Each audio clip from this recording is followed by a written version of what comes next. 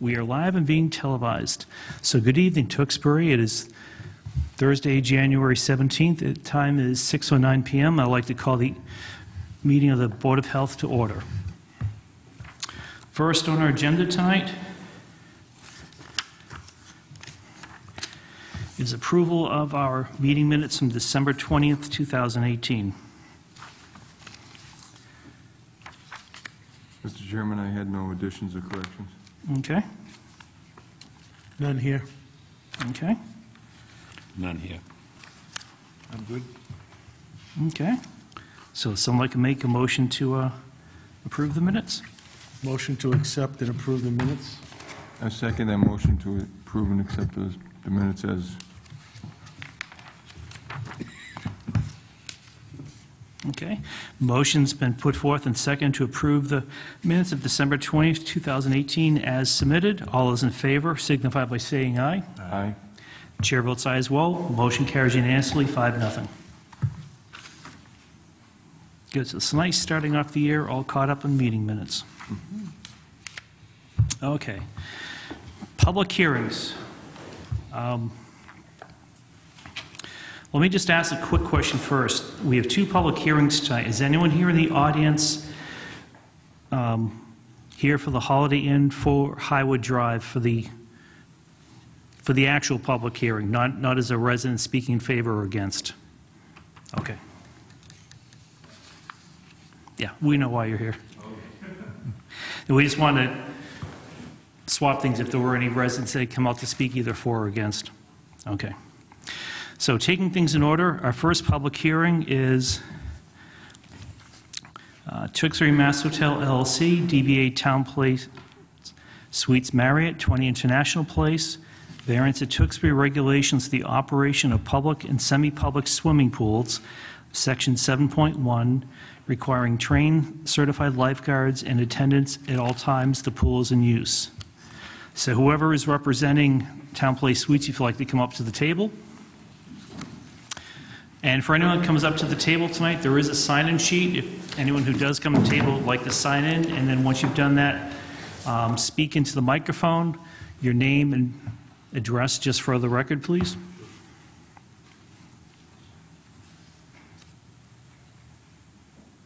Do you want me to give a introduction of any kind? Yeah, you can. Let me just read first the notice, and since this is a public hearing, we're going to have to take a motion to open the public portion of the public hearing. I make a motion that we open the public hearing on Tewksbury MA Hotel LLC. Okay, anyone willing to second the motion? I'll second it. Okay. So motion's been put forth and second to open the public portion of this public hearing. So let me read into the record the legal notice as it was posted or advertised. Notice is hereby given that the Tewksbury Board of Health will hold a public hearing on January 17th, 2019 at 6:00 p.m. at Town Hall, 1009 Main Street, first floor main hall meeting room, Tewksbury, Mass. Requested by Tewksbury Mass Hotel LLC, Town Place Suites Marriott, located at 20 International Place, Tewksbury, Mass, for variance to Tewksbury regulations for the operation of public and semi-public swimming pools, Section 7.1, requiring trained certified lifeguards in attendance at all times the pool is in use. At that time, all interested parties will be heard. Copies of the proposal are available at the Board of Health office. Raymond Barry, Chairman. Okay, Director Sawyer, if you'd like to provide opening remarks. Sure. Mr. Chairman, I just want to give everyone a background a little bit. Not everyone knows, so the Health Department does permit annually all semi-public and public pools. It's a state regulation, and that's generally regarding chemical testing and safety and all different aspects. And Shannon actually goes out to every pool every year prior to opening. And then also the Tewksbury Board of Health has their own regulation, which is allowed by statute, that all health departments can have, boards of health can have their own regulations in excess of the state regulation. They see a need. The Tewksbury regulation has a couple of parts. One of them is in regards to lifeguards, which in the state regulation, it says boards of health may, if they choose, require lifeguards at the pools. And if not, there are a set of conditions if you choose not to do that about signage and such. So a number of years ago, this board chose to do that, along with, I'd like to mention another very good part of the regulation, which is communication, because it's related to this and safety, just so you all know. Rather than just having a, quote, phone available, the town of Tewksbury Board of Health requires a device, a direct to 911 device that you don't even have to dial. You just hit a button or you pick up the phone and it goes right to dispatch. So just to let you know that that's very unique. Excellent. No community I've worked in has had it that directly. Everybody uses their cell phones, or, there's a phone in the office, or they try and compensate. But each pool does have that device, and it is checked and hopefully maintained all year, but it's checked by Shannon. So I just wanted to give you that background on the regulation. As for this pool, we have no outstanding issues with them in the past year. Okay, thank you. If you folks would like both introduce yourselves, please. Good evening. My name is Vic Kokha. I'm the general manager of Town Place Suites in Tewksbury. Okay, My name's Dominic Barbosa. I'm the operations manager of the Town Place Suites. okay.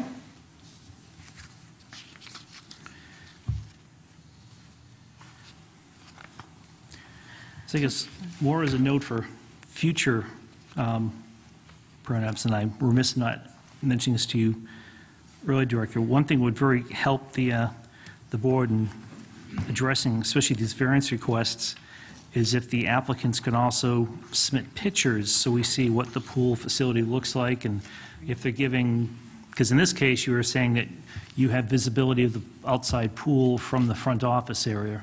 That is correct. It'd be nice if You could see that image. we could see that ourselves, because we're not up to doing field trips. Outside. Probably on your website. I would assume a picture on our website may be able to show that. I can check. However, how it's designed is the front desk is right here, and then straight beyond there is a window and then the pool. So whoever is standing at the front desk does have complete visibility of the pool. And the pool is surrounded by a proper fence. The pool is surrounded by a proper fence, and we do have the the phone system as well. So you do have the push-button emergency system? We have just a phone that you pick up, and it goes directly to 911 dispatch. Good, well, I'm glad to hear that, because my concern with outside pools is that while the regulation states a lifeguard needs to be there during periods of operation, there's a lot of times when things can go amiss during non-official operations, where someone could just hop the fence or somehow gain access and use the pool. And so as we're looking at outside pools, our focus is also more 24/7, 365.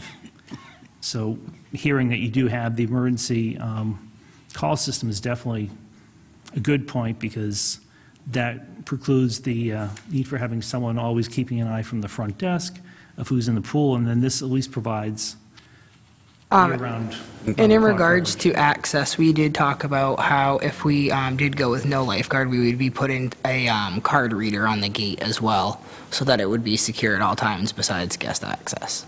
And how tall is the fence around the pool? I'm not sure of the It's- exact height. No, it's the metal fence which is 6 Okay. feet tall. And as the lighting, we just put extra lighting also around the pool, so which comes on automatically at 3 p.m. whether or not the outside light is enough. So there is visibility 24/7 in the pool as to what is going on around that area. Okay, well, that's good to know as well. Because definitely having a dark water-filled container outside at night Right. That's a bad idea. could wind up in mishaps. So it sounds like you are taking good, appropriate measures to minimize the likelihood of something happening.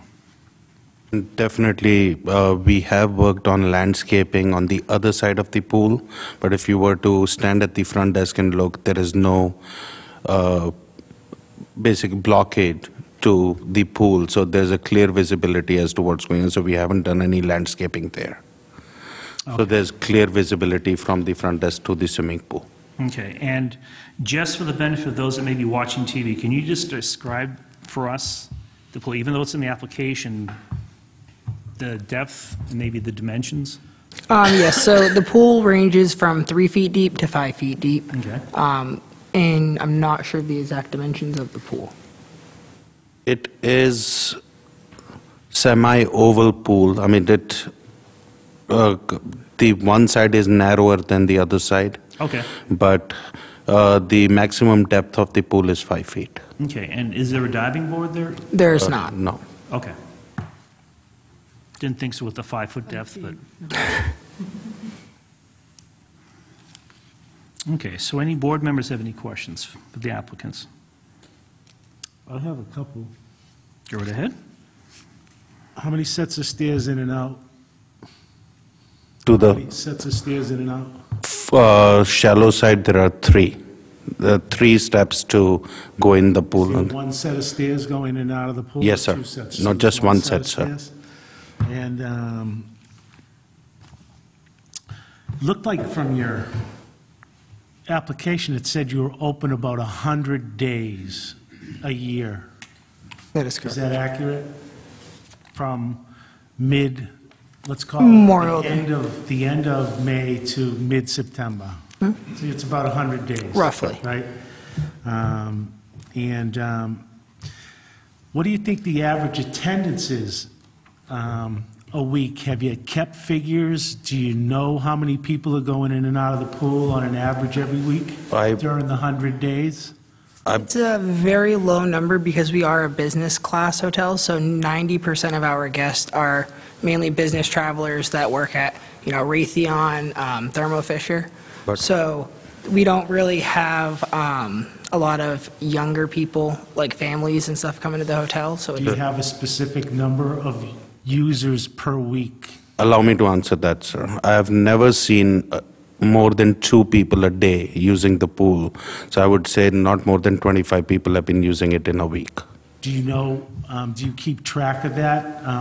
Have you been keeping track of that? Does your lifeguard keep track of the number of people that come in and out of the pool? Are you getting reports to that effect? The pool is open during the time when all of us are there at work.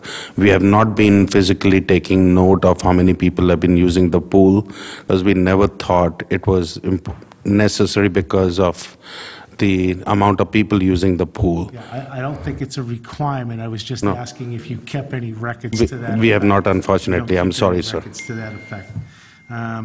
And you said the shape was somewhat kidney-shaped? Is that what you're describing it as? That's what I would put. I haven't seen the pool because it's covered in about 2 months, but I've been there for 4 or 5 months myself. But yes, it's kind of kidney shape, I would describe it as. Some of the regulations that we enforce are related to size, shape, and capacity. How many people could fill the pool if you had a very hot day and even the non-swimming Raytheon people were to go into the pool? How many could get into that pool? I think the bathing load is 25. Do you have a sign up to that effect? Yes, we do. And who monitors that? We monitor it, and as Monitor the hotel number of management, people? we never allow more than the bathing capacity for the safety purposes in the pool anyways, but we definitely have in our task list every day during our shifts, we are supposed to make 6 or 7 rounds by the pool and to make sure that pool is not being used by more than people. We have never seen that we have never experienced this, but we definitely keep an eye out for that, sir. You indicated that you made some improvements, lighting, phone, fence, and you were thinking about putting a card reader in. Yes. And those are all, I think, good things, whether you have a lifeguard or you don't have a lifeguard. And the warning signs, do you have the warning signs up for people under 16? Yes, we do. And is that next to the pool capacity sign? It is right, all the signage is in the clear visibility of all the people who are using the pool, and yes. How many chaise lounges or chairs are around the pool? We have 3 umbrellas with 3 chairs each. 3 chairs each? Yes. 3 umbrellas? Yes. So there's a total of 9 seats around the pool? 9 seats around the pool. Okay, where do they get their towels? Do they get their towels inside? Do they bring them from the room? We have a towel rack right besides the pool, sir. Towel rack right there? Yes. Okay. And who's the trained person that's on duty during the day? Is it the operations manager? I am. I'm CPR, AED, and life certified. Okay, and how many people are just like you in the hotel employee list?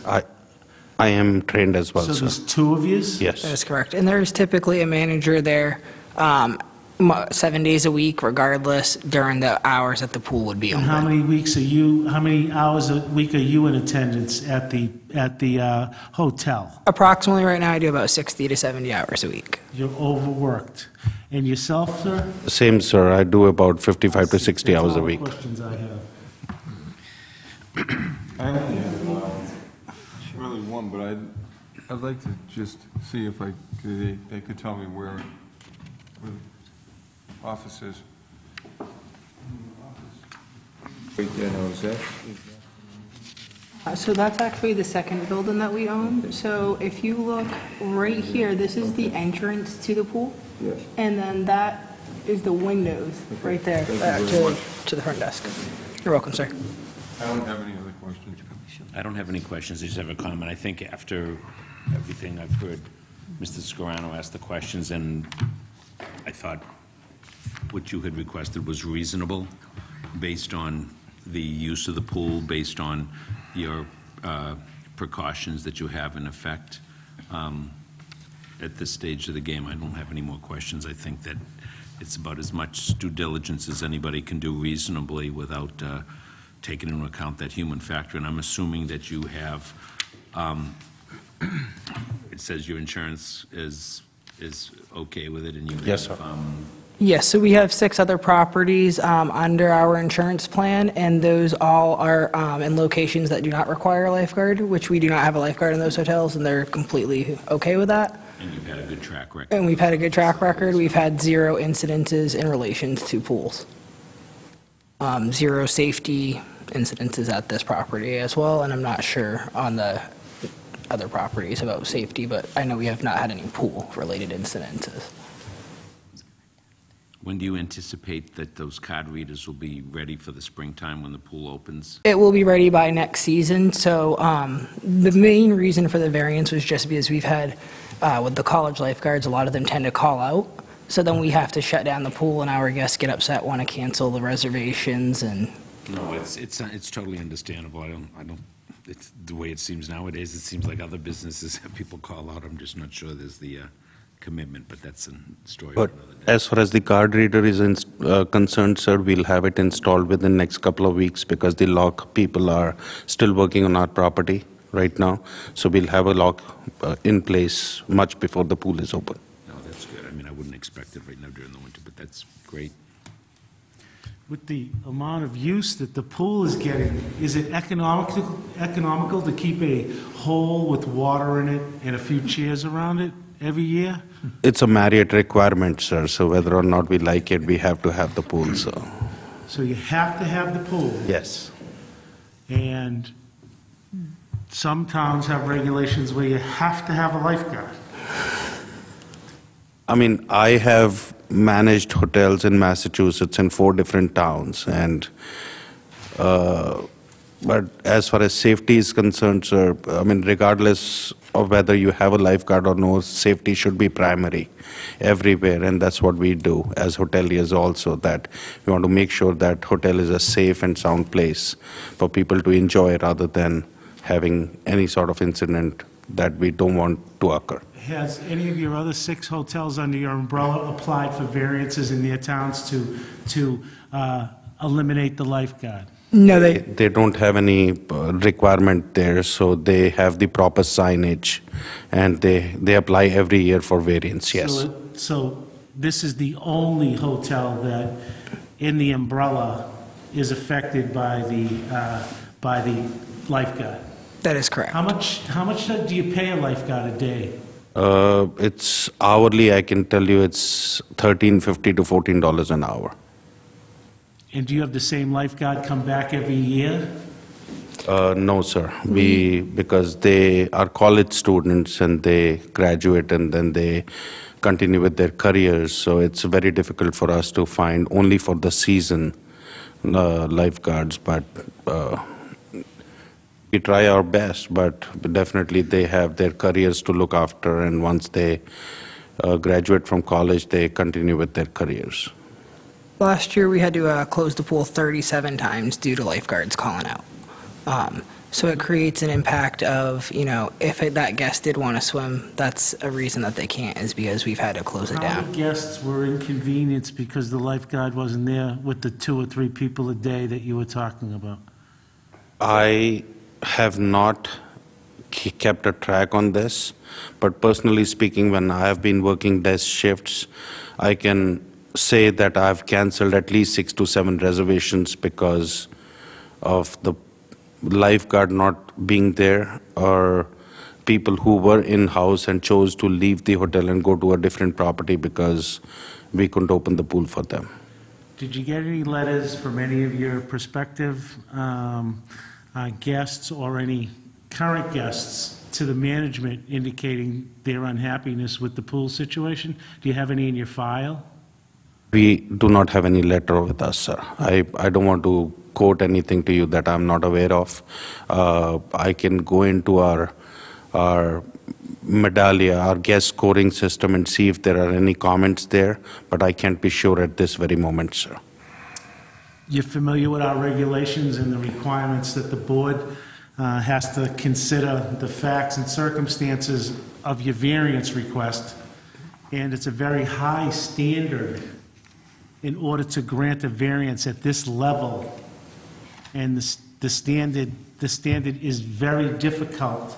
And this is the reason we're asking you all these questions, is because we need to have a very good feel of the facts and circumstances to apply the standard and have a consideration of your request. I understand, So sir. it's not that I'm doing anything other than trying to create a record so that we could actually take an informed vote. I okay? totally understand, sir. Okay. I have no other further questions. Okay, I do have a couple for you. Right now, or during the last pool season, because obviously you don't have the pool open right now, Correct. there was a lifeguard, correct? That is correct. And who was responsible for doing the required testing of the pool water? So our required testing is maintained, by our chief engineer, but also we have a pool company that we're contracted with that tests it once a week as well. Okay, so unlike other pools, your lifeguard was not also tasked with doing the... No, our lifeguard, we typically would put that on the chief engineer because he is responsible for it year-round, as well as he is required to oversee the entire department. Okay. And then just one question about the new card access reader. Is there any way that that would be able to notify anyone in the front office area when someone has opened the door to the pool, so at least if things are busy or there's some type of a audible visual note that someone's in the pool? I wouldn't know for sure, but I would assume there is. Our locks are highly technology advanced. We can open them remotely. We can see every time a key card's been used, so I would assume that we could have it somehow notify the front desk personnel that the pool It's door is not- unlocked. I'm just asking because No. it would help. As of this time, I'm not sure of one, but I would assume that we could have our company, which is Onity, use that system. Okay.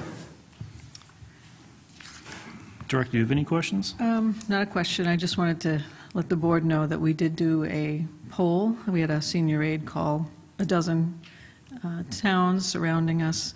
Billerica and North Andover are two that do require lifeguards. Billerica does have some under 5 foot and under. You could use an attendant, but the attendant also has to be safe certified. So that's always something that as a company you might want to do anyway.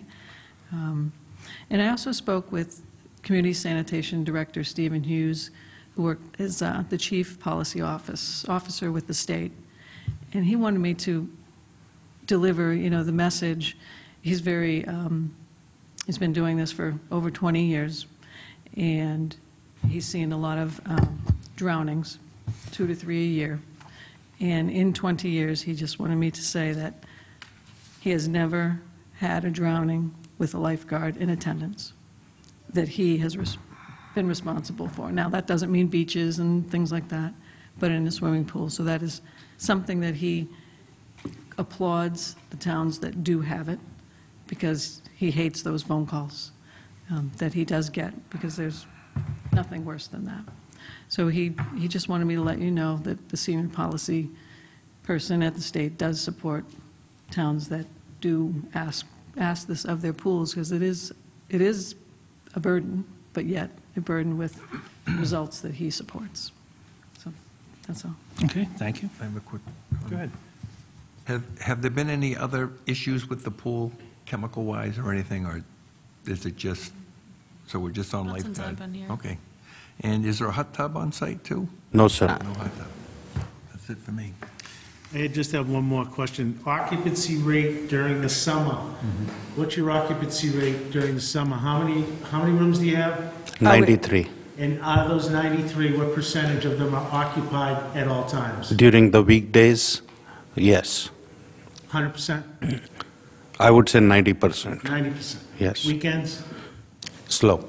It's actually slower. It's about Weekends are actually 70. slower? Yes. Because again, we're a business class hotel, so most of our travelers And are the Sunday. overall occupancy rate for the year is what percentage? It's about 65%, sir. 65%.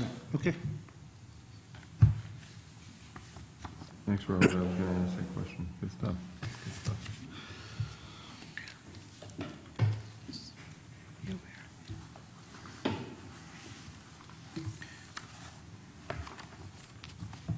Susan, Yes. and I guess I can direct this through you to Bob, but is there any liability with the town based on our requirement to do something as opposed to not do something? Like, if we were to say that we require a lifeguard, does that put us in any liability risk?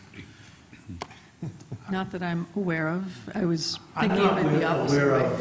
of liability being transferred to the town. Bob, you need to stay closer. I'm not aware of liability being transferred to the town in response to that question, but when you grant a variance from these rules and regulations, That's- you are carving out an exception that could come back and obviously be reviewed, because that's what would happen if there were an accident or worse, a fatality at your location.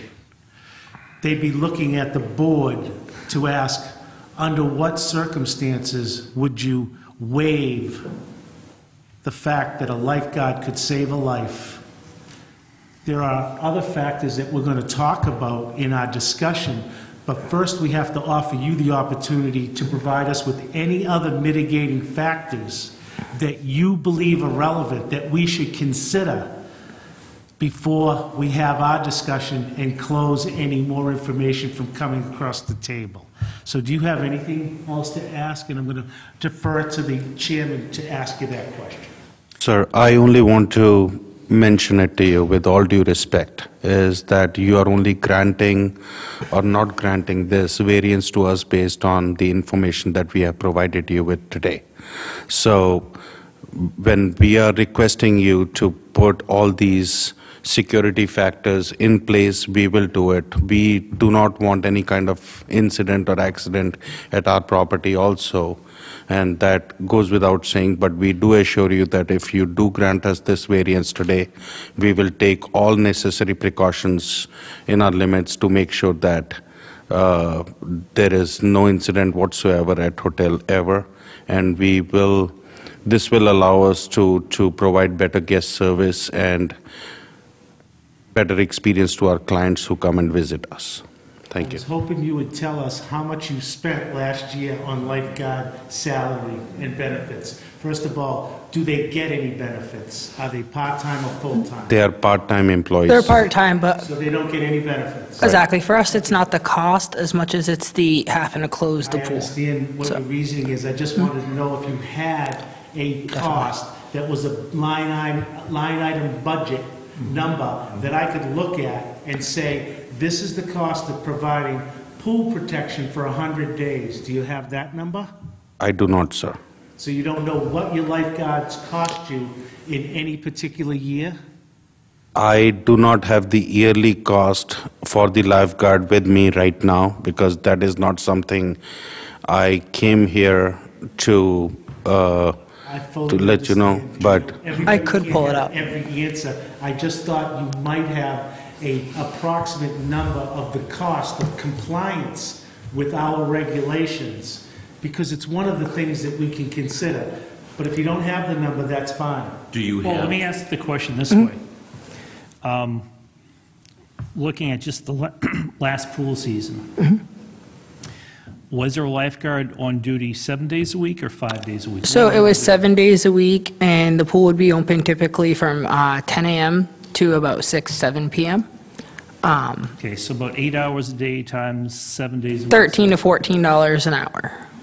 Okay. There you go. So you're looking at less than $150 a day for compliance with the regulations. And they closed 37 out of 100. So they were open 60, maybe 50 days at $150 a day. So it's about a $5,500 to $6,000 expense. My math isn't the best. We can Maybe now- someone else is quicker we can do the on the tabulator. Yeah. Do And we everyone have- has an iPhone.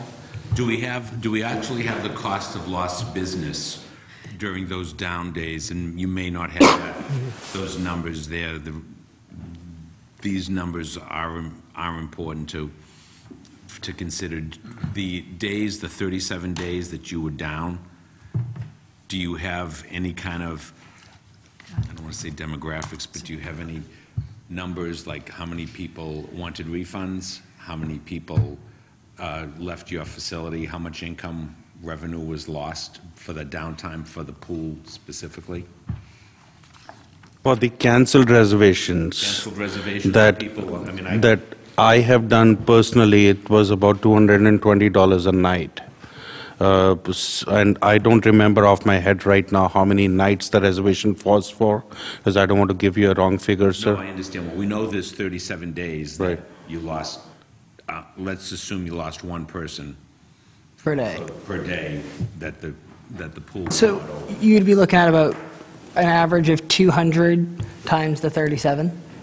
Because if we just canceled one reservation a day, that's about But $200. the net there, Tony, is 220 minus the 150 that wasn't expended. Correct, I It's a understand. $70 net swing. I get it. If that.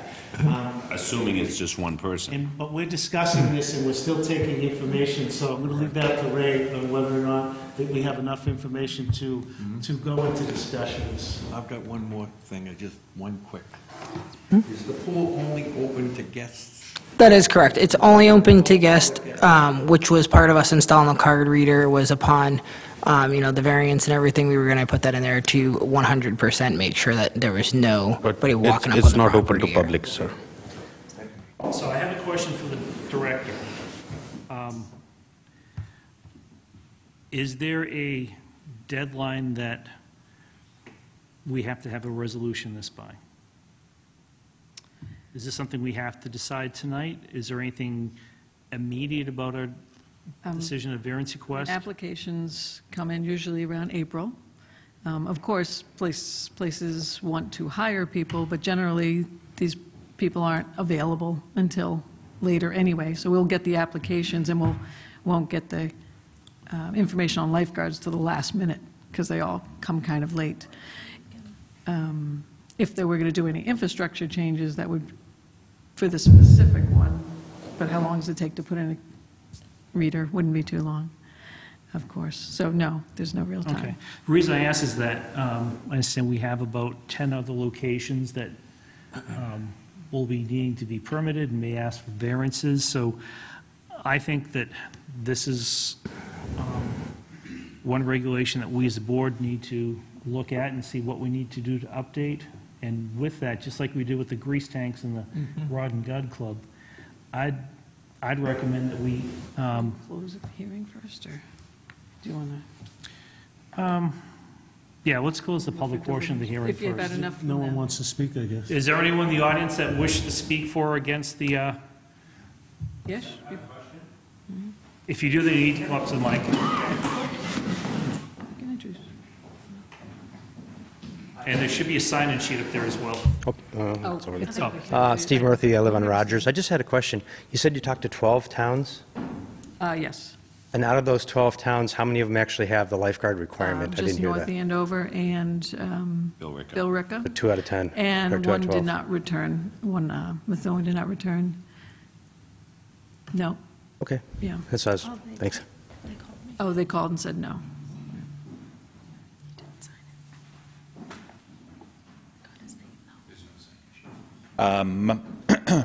My name is Jeff. I'm actually the general manager at the Holiday Inn Tewksbury. We have a pool as well, and I've been considering applying for a variance as well. So I can certainly back them and their thoughts. I can also help answer questions. I know that there was a dollar amount that was asked about, for my hotel independently. I have 227 rooms. My pool is indoors. My pool is a locked room, and there's 2 ways in, and one is secured with our emergency exits and only accessible by our engineering and housekeeping teams. And then the other way is secured from the outside. We too would get a lock, a card reader to access a pool, and for our guests. Our pool right now is only open from 4 o'clock until 9 o'clock Monday through Friday, and then we open it up from 4 p.m. to 10 p.m.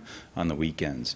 Knowing those times, we're open 365 days a year. For us, it costs about $50,000 a year to staff, and that's just part-time.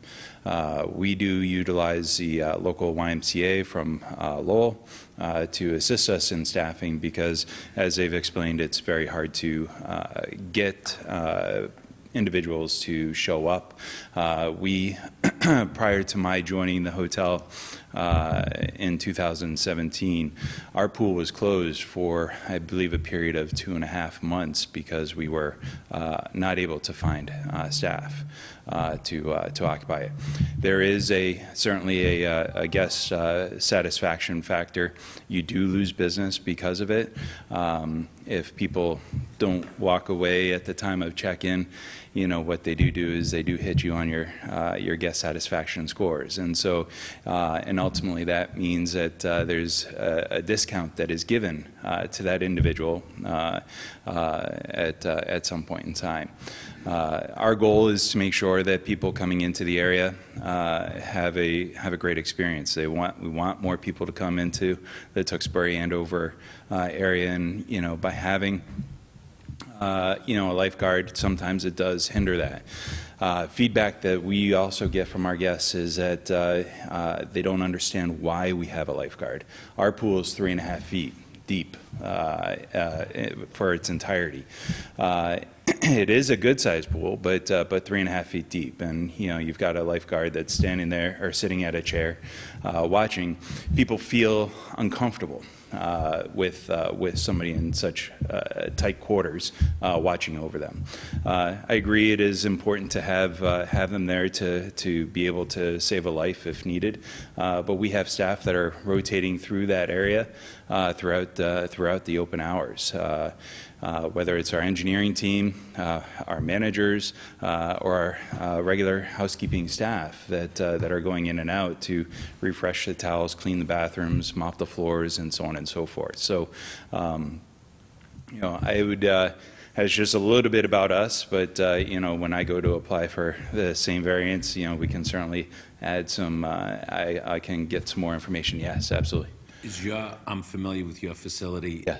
Do you have video monitors there as well? do That not. can be observed from the front desk, or I'm just out No, of we curiosity? don't. Our areas, we have visible signage throughout the space, explaining the pool behaviors and what is allowed and what is not. We've got capacity signage. We've also got the push, ours is a push button for the emergency line, and it's right there. So it seems like you have most common sense things Yeah, available. Thank you, Jeff. Okay, well, thank you. my pleasure. Thank you, sir.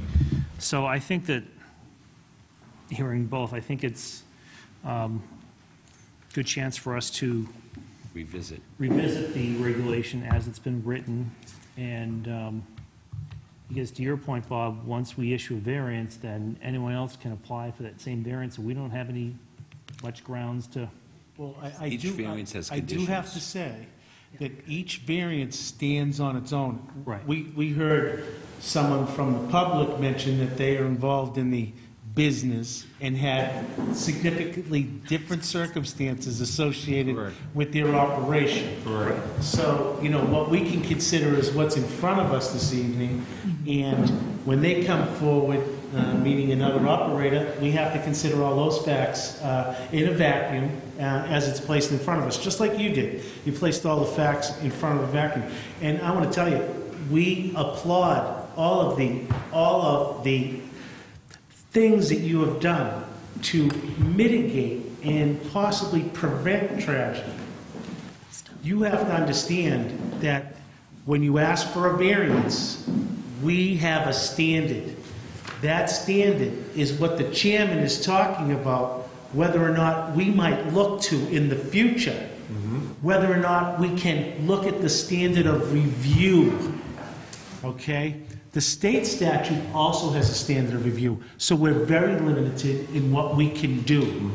We have to take these facts into consideration. We have to apply a very, very high standard. And I don't know if you had a minute to understand what the standard is. It's the highest standard that can be applied for the relief that you're seeking. So when you start talking about the type of relief that you're looking for, and let me just talk about manifesting justice. That means it shocks the conscience. It shocks the conscience. If we were to say no to you, it shocks the conscience. That's the standard. So you have to understand how high that is, okay? So I wanted the audience to know that as well, that we have to apply this standard, and while we hear all of this testimony, we take it all into consideration, and then we have to apply the standard. So with no one else, we're going to have a discussion, are we not? yeah, I think what first thing to do is close the public portion of the hearing. They can- Make a motion to close the public portion. Okay? Someone willing second? Second. Okay, so Tony's put forth the motion, and Charlie seconded the motion to close the public portion of tonight's public hearing. All those in favor signify by saying aye. Aye. Chair votes aye as well. You folks can have a seat in the audience, and thank you for coming. Mr. Chairman? Yeah, If I could start. 3 years ago, I ran to the board, and one of the things I wanted to do was see all our regulations looked at, and I'm more in favor of less equals more. Honestly, from all the information tonight, I'm looking forward to reviewing the future of this possible change in that, but with the overriding information from Mr.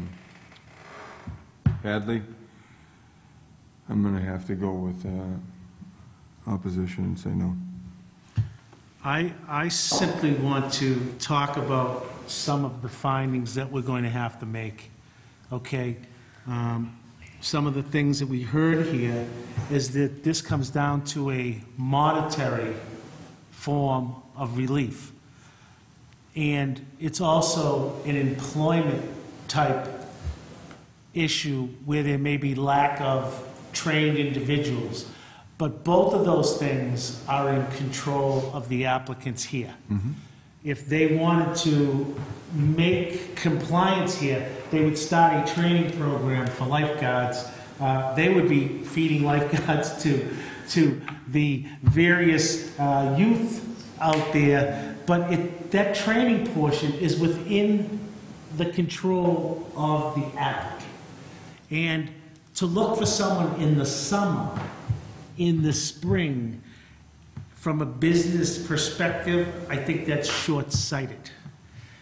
It would seem to me that where you know that there's an obligation, that you would have a rolling type training program, you would be grooming people to take these positions, you would be cross-training them so that you could provide your amenities, because that's what it comes down to, is providing an amenity at a lower cost and net to the applicant itself. So it is a monetary issue. The standard is, can they provide the same degree of protection by what they have proposed in their variance request as a lifeguard? That's as simple as it gets. We would have to make a determination that what they have proposed is the same degree of protection as a lifeguard, and it would be manifestly unjust to not grant that type of relief. I'm not sure I can get there because I don't believe, even though these things that they're doing are wonderful, they're wonderful, and they're protecting their clientele, and they're doing everything in their power to do it, then we're stuck with this standard. And we have to make a finding of fact that what they said actually equals the protection of a lifeguard. I can't get there with that, but I just wanted, and I'm only one, but I want everyone else to chime in on it because we are locked into this standard. Okay? Well, that's why I was proposing that maybe we look at reaching no decision tonight and give us a chance between now and the next meeting to meet and really review these requirements and, for example, revisit the lifeguard requirement specifically and see if the regulation needs to be updated and what we need to update so that then these folks and any other applicants in the pipeline can all be going by a updated regulation. In addressing that, there's a public hearing, there's an application before us. The applicants have choices. They could withdraw without prejudice. Okay? They could actually withdraw this variance request without prejudice. They could come back at a later time. They could monitor the board's progress on coming up with maybe standards that actually make more sense to the industry and our businesses. But I didn't hear from the applicant. We might be able to close the pool for a couple of days. We might be able to reduce hours. We might be able to make this more economical because, let's put it this way, if you got two guests a day and you got to ask yourself whether or not it makes economic sense to schedule a pool opening for that day. They know when their slow times are. There could have been a proposal in front of us that we're looking to get rid of a lifeguard for 2 days a week, right? Because we have the protections in place. Those things might have been something that we might have been able to consider, or we might be able to consider in the future under a different standard. Correct. But right now, I want to tell everybody that we have this standard. It is so hard. It is so difficult because, remember, everything we do here is reviewable. Someone may not like the fact that we grant relief. Yep. And they could appeal this decision, and if we go below the standard, a judge could look at it and say, that's not what you're to do. You have a standard. Yep. You deviated from it. So remember, not only does an applicant have a right to appeal, so doesn't the public. So we can't just go making up regulations. We got to live with what we have. But I did want to tell people that, as the chairman said, we may be reviewing this because of what we're hearing. We just heard from two major pool operators of what's going on. And at that point, we have to take into consideration whether this needs to be changed, and we would do that at a public hearing. We would look at the market forces that you're talking about, and we would try to craft a regulation that still protects the public. Correct. Because that's all our duty is here. Yes. Is to protect the public.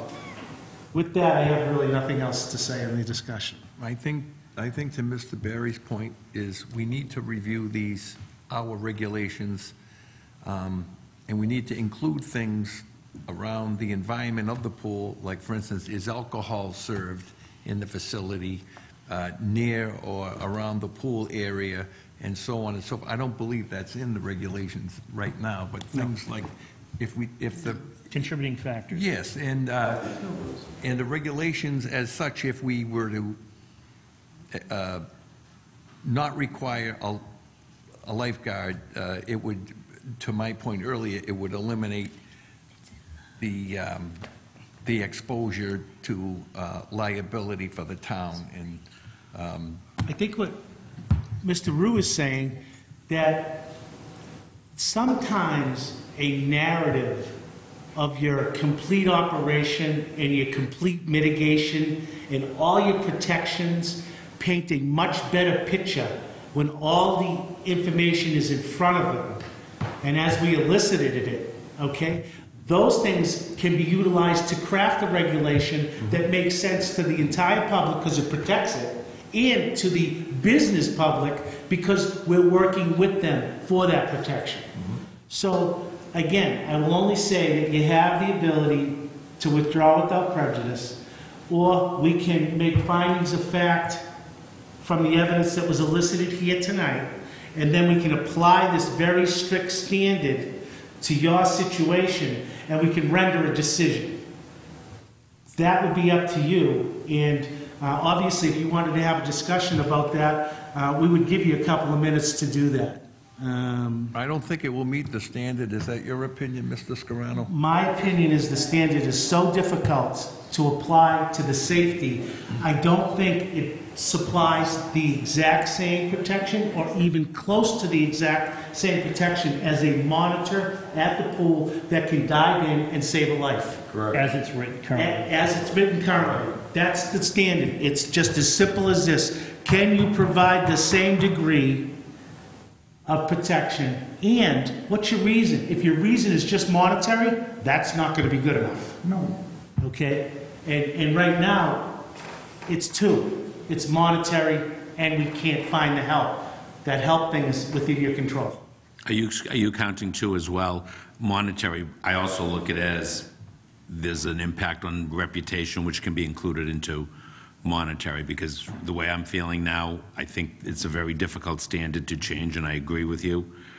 I agree with the chairman that we should probably revisit the guidelines, and with Mr. Rue. We've been revisiting all of the guidelines agree. I think associated it's- with all of our bylaws. We've made a number of changes over the last 2 years to a lot of regulations. This is a very active board. We have meetings on that all the time. So with that said, I have nothing further to say, and I'm going to pass it over to you. And the only thing I'll further add is that, since we have two representatives here from folks that have pools, what we have done in the past is to get a working group together that has at least one board member, and we look to get some public involvement so that we're not just making decisions or updating regulations in a closed room. So we're trying to do this that gets input from interested or involved parties so that we can make sure that things are correctly updated, that match conditions and needs while maintaining public safety. So in light of that,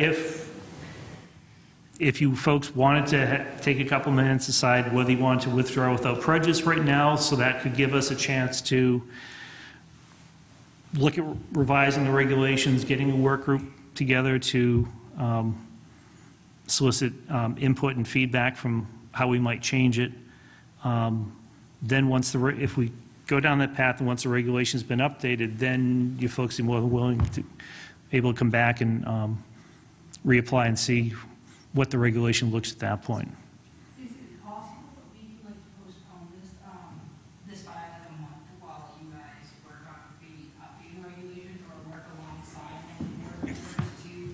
you withdraw, that's what you'll do.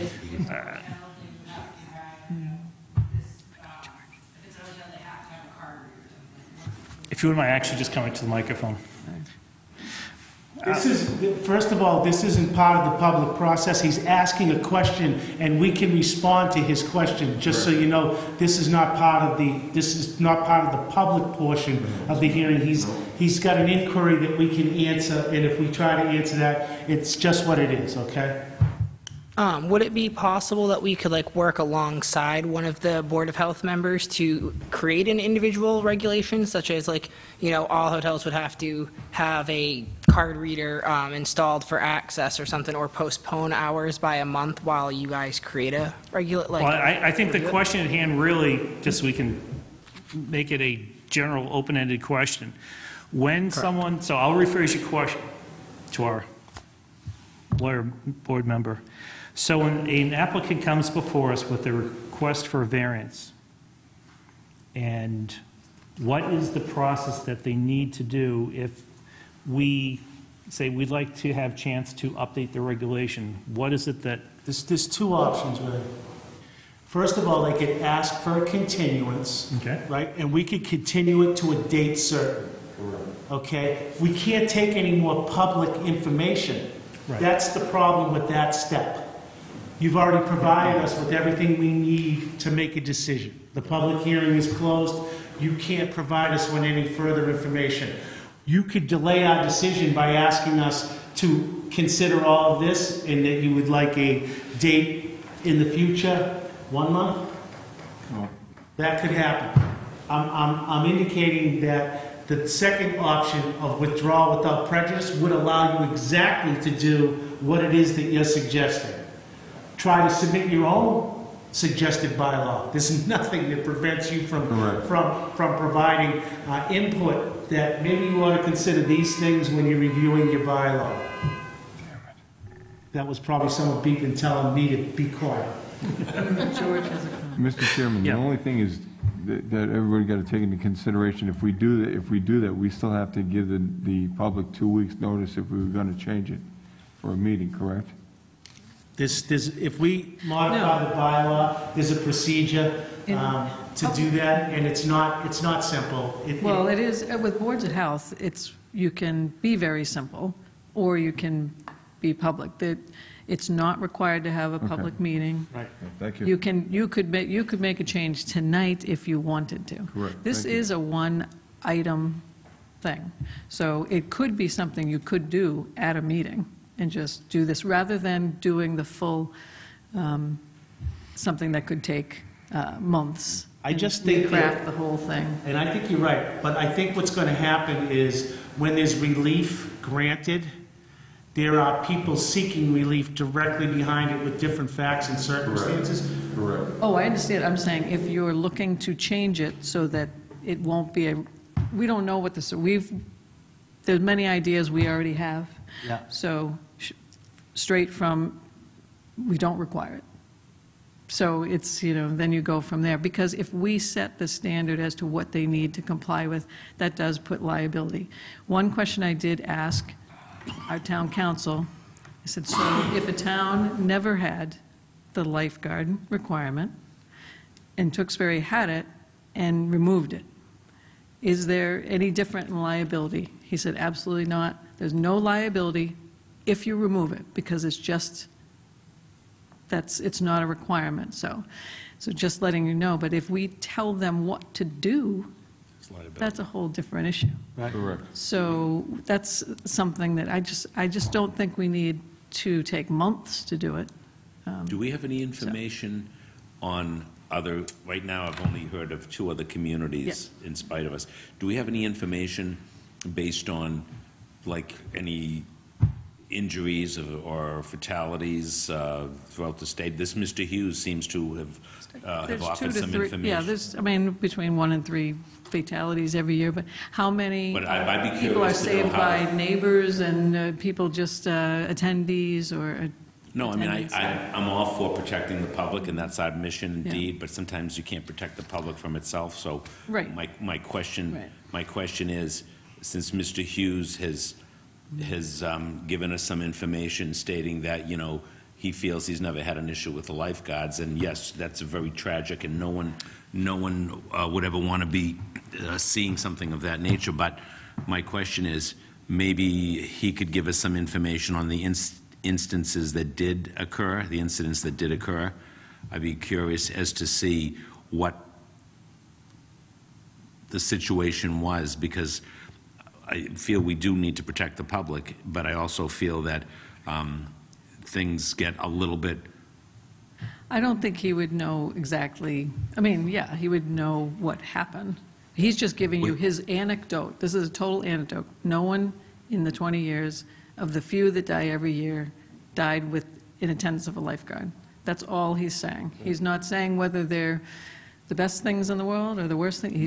It's total anecdote, how people get saved. Or was that, or don't for get example, saved. no, I was saying, like, for example, Mr. Wu brought up alcohol. I mean, It's actually, So it's like listed, there's pool rules, and that state statute, that's part of one Right. of them. yeah, no. just to let you know that. If I can pause this discussion for a second, we still We're have going way far. open questions. So are you clear in what your two options are tonight to do with your variance I request? am. I just would like to discuss it with him and then Certainly. go ahead. Thank you. Thank you. Yeah, we'll give you a couple Get a minutes. point of clarification here, Mr. Chairman? Yes. So they're coming forward with a variance based on an existing standard.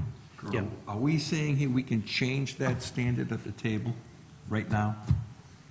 I don't think we, no. Director said it's within our purview to do it. Okay, yeah, all right. But if it was something was cut and dry, then I'd say yes, but this really involves at least having Well, the reason I'm a asking working is group that we can. because they're coming forward with a documented variance based on a set of standards. If they want to go forward with it, they have to do it tonight based on this set of standards, or they can withdraw with prejudice and come back. Without When we, Without prejudice. yeah. without prejudice, and review it at that time. They're not listening. That was one option. The other option they had was they could ask for continuance, which would just mean we'd have more time to deliver, but we couldn't change the regulation. No more The standard, we couldn't change the standard that we're, right. Right, So because they- that's what they've asked it They need based to on. understand that. Because the Do you know? They need to understand the continuance is going to reflect the current standard and their variance against it. So they're not listening, so they need to. if I could have your, excuse me? Gentlemen, Gentlemen, just to give one point, Mr. Wu made a valid point. Just so you're aware, if you pick the option to ask for continuance to next meeting, all it means is that your variance request is still based on the current regulation today. If you ask for, to withdraw it without prejudice, then that means as if you had never filed a request, and then when you go to apply for your permit, you can do so once we have a new regulation in place, and then you can look to see, do you even need to apply for variance of that new regulation? It'll be a whole new, you'll be applying for a permit under a new regulation. Was there a fee associated with the application? yes. I would also suggest that we waive a reapplication fee if they so desire to withdraw without prejudice. That would be without another application fee. That would be part of. And just because there are a bunch of other pools, and this is going to really go into high gear in April, this is something that the board will need to address very quickly. Or it So, stands as it is. We will yeah, review. and yeah. And saying this, I cannot promise either that we're going to change things, but Correct. it's a flip of the coin. Okay, can you do it at the mic, please? Yep. Thank you. And we would like to withdraw without prejudice for now. And just state your name again? My name is Dominic Barbosa. I'm the operations manager. I'm going to move that we allow the applicant to withdraw on his own volition as stated, and looking for a second on that. I second that. Without prejudice and waiving the fee. Okay, so the motion's been put forth and seconded to allow the applicant to withdraw without prejudice his request for variance tonight, Waiving the fee for... and waiving the fee for reapplication. All those in favor of said motion signify by saying aye. Aye. Chair votes aye as well. Motion carries unanimously 5-0. Thank you, Don. Mr. Chairman, Yes. so this assumes I assume we're going to put together a subgroup to look at this. Are we inviting anybody specific to attend that group from the public, or are we going to? No, their option now is they could volunteer, not that would be accepted, or they could make their own recommendations. What I would actually like to potentially entertain, and I realize having a very large work group can be cumbersome, but I think it would be good potentially to open up to those that would be applying for the pool permit, because each Correct. person may have a different set of circumstances, and I want to base it based on if it's just the hotels that come in here, if we have condo associations and others that may have different issues or concerns. And I'll look to your I guess, recommendation. it's hard to say this. If you are looking to withdraw that section of the code and you're all in agreement, that's one thing. You don't need to have this large group discussion. I don't know that to be true. If it's, you're going to, remove this section with one caveat, such as you must have a plan Correct. on site, Correct. available, that's Yes. another thing you could do very quickly. So possibly if it's going, maybe we could plan it for a discussion in February. We could provide you with any other regulations that we've seen, from other communities that maybe have, this same flip-flop discussion.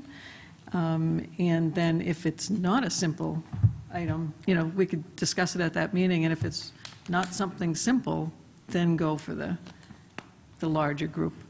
If someone wants to keep having lifeguards, they're more than happy to do so. They're more than, we're happy if they do so. And that could be also part of it. The Board of Health does like lifeguards. We have a preference for lifeguards. You can come up with 2 or 3 sayings rather than, well, if you do this, then that, and if you do that. I don't think getting into giving specifics on how you can protect themselves is an issue. So it's just my 2 cents. If you want a month to think about whether this is going to be a big, group discussion or something that you all feel you're very common with already, it could be easier than you think. Like all our regulations, we want to get consistency across the plane and spectrum. So you're operating your pool the same way as he's operating his pool. And that is what we want to see. We can't tell you how to do it. We can only suggest you come up with a plan that protects the public in some consistent fashion as a lifeguard would. And that's really what this comes down to. So we have options to even have open our meeting up, usually starts at 6. We could have a work session before the meeting to discuss these things, and it gets advertised and posted, and I suggest that anyone that has interest in that show up if that's what we decide to do, because we may very well have a work session and then have a regular scheduled meeting. That's Okay? a very good idea. So when we get together as a quorum, we have to advertise it, and the director takes care of that. So I would stay in touch with that and follow the advancement and progress on it. I wouldn't expect that it's going to go any longer than 60 days, but I just want to mention to the board that with the election coming up, possibility of 40% of the vote had to be up to any changes at that point. So I'm looking for 60 days, if not less. Now, I like your idea if we can look at having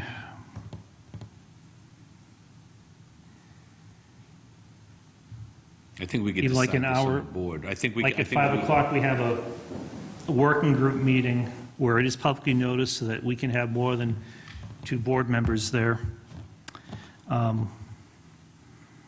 I think if we just plan on doing that, I think that that will give us, I think, the chance to discuss what we need to, because as you said, I don't think there's a lot that we need to change. It's really one element, and Pretty simple based on and what trying Sue to said. tweak into how we've written the annual regs. I agree. Okay, Okay.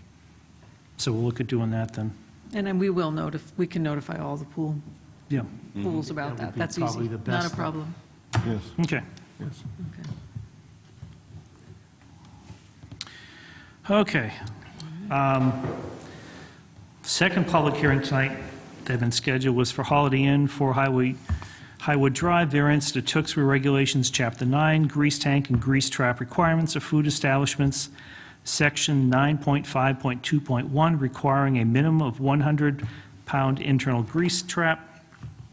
But we're also, the department's in receipt of a letter from the Holiday Inn this afternoon, which states, "Dear Mr. Barry, I'm writing to request a continuance of our request for a variance for Regulations, Chapter 9, grease trap requirements of food establishments, Section 9.5.2.1. We are seeking additional time as we are still awaiting the results of the inspections of our grease traps in the external tank. Once we have these results, and once we can review them with our owners, we will be able to present our case for your consideration. Please advise if you need any additional information." I'm going to move, we allow them the time they seek and continue their public hearing to a date certain without prejudice to the board to make any decision and allow them to supplement their application or information. Okay? I'll second that. So a motion's been put forth and seconded to accept the request for continuance, according to the full motion that Bob stated. All those in favor signify by saying aye. Aye. Chair votes aye as well. Motion carries unanimously, 5-0. Okay. Give you that back. Do you want to take a minute to sub? Yeah, so we're going to take just a couple-minute recess because we want to get a video queued up that we can show everyone. So we'll take like a 5-minute recess.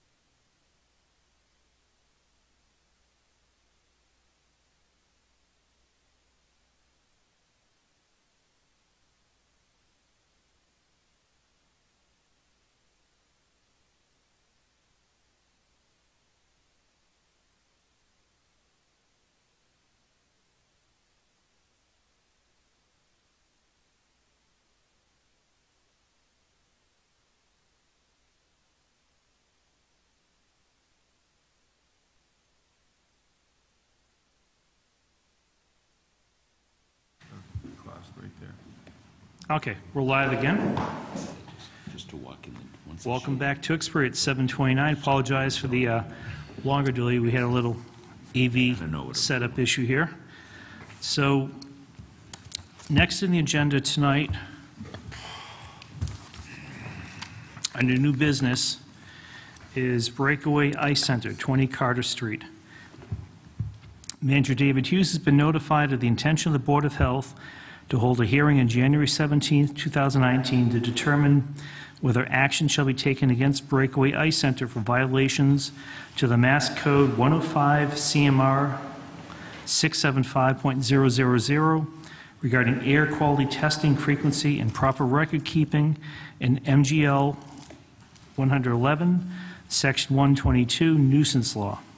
Such actions could include a monetary fine, suspension of the permit, or revocation of the permit to operate a licensed ice skating rink. So at this time, if you'd like to come up, Mr. Hughes, you can sign in on the sign-in sheet, and then just state your name and address to the microphone for the record, please. David Hughes, 20 Carter Street. Okay. So, Director, I'll let you do the intro. So it's another case of something that not everyone knows we do. The Health Department is charged with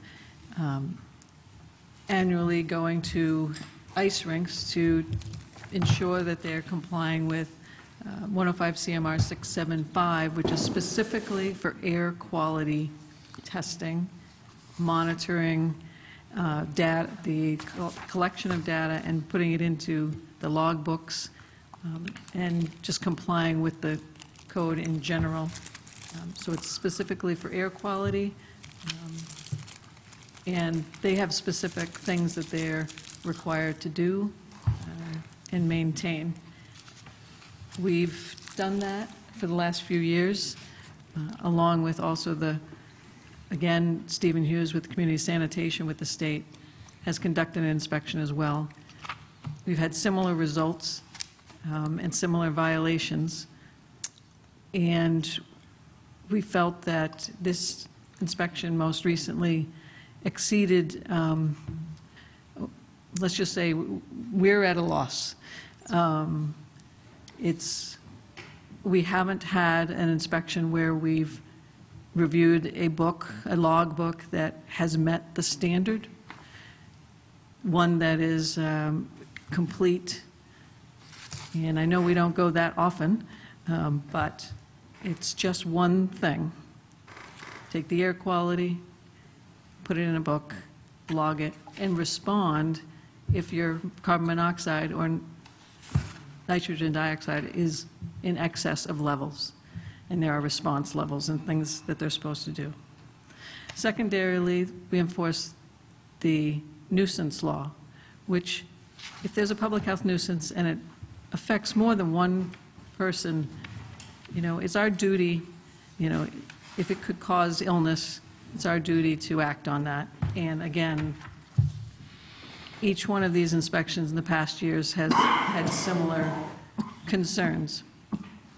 For sanitation in general, we don't have a rule or a regulation specific. As I said, the ice rink is only for air quality. It's not about the setting. However, nuisance can be used in this case and is fully supported by Stephen Hughes with Community Sanitation that this rink has continually violated these two items, both nuisance and the testing. So that is why we have come here tonight for that reason. And before we start things, while yes, we're concerned about repeated violations of regulation, I also felt this important that we frame tonight's discussion in the proper perspective, and that is in terms of the public health reason why the state had created this regulation. There have been, unfortunately, occurrences over the past. That was me, sorry. There have been, unfortunately, occurrences in the past, and and not at this rink, but at others, both in Massachusetts as well as across the country, where skaters have become overcome with carbon monoxide or nitrogen dioxide, the two byproducts of using ice surfacing machines or resurfacing machines. So it's something that is really a public health issue, and one way of ensuring that the facilities are safe for not only the folks that are in the ice skating, but for the members of the public or the audience, parents of the skaters, whoever may be there, that they're all breathing air that is healthy, and that can only be determined by monitoring according to the state regulations. So with that, if you'd like to, or I'll get that going if you'd rather.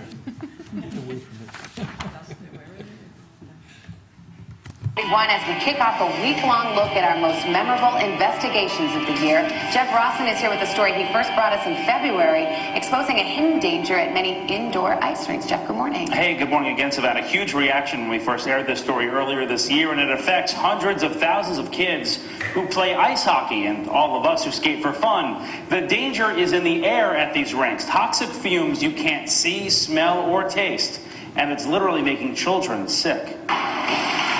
Get back! Gotta get back! Get back! At first, it was a mystery. What was powerful enough to send this 14-year-old boy to the hospital and this former Ice Capade star into retirement on a respirator? I thought I was gonna die. I was just really scared, and I didn't know really what happened. For Kyler Fisher, it happened at a game in Minnesota. With every breath, he was being poisoned by carbon monoxide in the rink. It got pretty bad up to where I felt like I was going to pass out. In the locker room, I was laying down and I couldn't get up. Kyler's parents rushed him to the emergency room. You're sitting in the hospital, your son is getting oxygen. What are you thinking to yourself? It was very scary. I just didn't know the long-term effects of it and what was going on, and you think your kids are safe in a rink, and he wasn't. Turns out Kyler's entire team was sick. And this was no isolated case. Early this year, outside Denver, a carbon monoxide leak at a kids' hockey game sent 61 people to the hospital. In fact, in the past 3 years, news reports show more than 250 people have been poisoned at indoor ice rinks. The culprit? Those smoke-belching resurfacing machines run over and over again to clean the ice. Their exhaust fumes contain poisons like carbon monoxide and ultrafine particles, fumes that can become trapped inside the rink. They're very, very tight structures. There's no heating systems, and there's very little ventilation. So whatever toxic materials are in the ice rinks stay there. Think of it this way. You'd never stand in your garage at home with the car turned on and the door closed. But experts say at your local ice rink, the air could be just as dangerous. So NBC News set up a scientific experiment to find out how dangerous ice rinks can be. We hired certified industrial hygienists to test the air at the Revolution Ice Center in Pittston, Pennsylvania, your typical neighborhood rink. For our test, we used their now retired fuel-powered resurfacer, the kind still used at most rinks nationwide. It's the standard. We had them run it for a single sweep around the ice. Along with this machine, the Ice Edger, also commonly used at skating rinks. Let's put the meters at a child's breathing zone. Our experts set up meters all over the ice, and they walked around with handheld monitors, testing for those toxic pollutants. Studies show over time they can cause permanent heart, lung, even brain damage. Just 5 minutes into our test, our air quality alarms went off. The carbon monoxide already over the safe limit, according to state guidelines. The levels of 20 parts per million, and you can see we're up to about 60 right now. And when we measured for ultrafine particles, even our expert was surprised. Studies show that we start to see adverse health effects at about 100,000 particles, and right now in the arena we're at 209,000 particles. We turned the machines off. Incredibly, even an hour later, it was still so dangerous, our expert had to pull the plug. Jeff, we're going to have to call off the test now and just go outside and ventilate. The levels are too high. Levels are too high right now. We need the evacuation level. Believe it or not, there are no laws requiring carbon monoxide detectors in rinks, so kids can be inhaling these fumes and not even know it. Think about the amount of time that they're on the ice practicing. We're here 3-4 nights a week. That's a lot of exposure. And it's the long-term exposure, the damage you can't see, that can ruin your child's life later. It started small, and then it progressed into completely debilitating me. Linda Davis has been skating since she was 6, a former Ice Capade star. But recently, her body began to fall apart, diagnosed with long-term carbon monoxide poisoning. Today, this beautiful athlete needs a respirator. I have problems with my lungs. I have problems with my memory still. I have problems with neurological issues. There are a lot of parents saying, my child's played hockey for 10 years. I've never had a problem. Why should I be worried? Because you don't know. The problem is that you don't know what your child has been exposed to. Right now, only 3 states regulate air quality in ice rinks: Minnesota, Massachusetts, and Rhode Island, leaving most of the country unprotected. While the EPA has an alert about this on its website, the federal government still hasn't created a law requiring clean air in rinks. In our homes, we have to have carbon monoxide detectors, but not in a rink where our children are. Does that make any sense? No, makes no sense at all. When we first aired this story in February, we wanted to question the EPA, but the agency declined to go on camera. So we called these members of Congress, all at the helm of clean air committees. Once again, we were turned down. Both then and now, all said they're unavailable for interviews. Are they waiting for something very tragic to happen? Because as far as I'm concerned, my kid's going to the hospital from it is already tragic enough. There is an easy solution here: electric ice resurfacers that emit no exhaust at all. Some rinks, like the one we went to in Pennsylvania, now use them exclusively. The EPA and the Ice Rink Association told us they're educating rinks now and hope new rules for ice machines will cut emissions in half. But many say it's just not enough because in most states, no one is testing the air, and that's the #1 problem here. Parents don't know whether these rinks are safe or not. Well, I was going to say, and it's great for the rinks that are having the new resurfacers, but what about all those that don't? What should parents do? Well, what you should do is go see the rink manager immediately. First of all, you can usually tell because that smoke is going into the air. But if they don't use the electric resurfacers, you should say, why aren't you testing? And maybe you should make a judgment call about whether your child should stay there. All right, Jeff Boston, it's an eye-opener for sure. We'll see you this week. Thank you.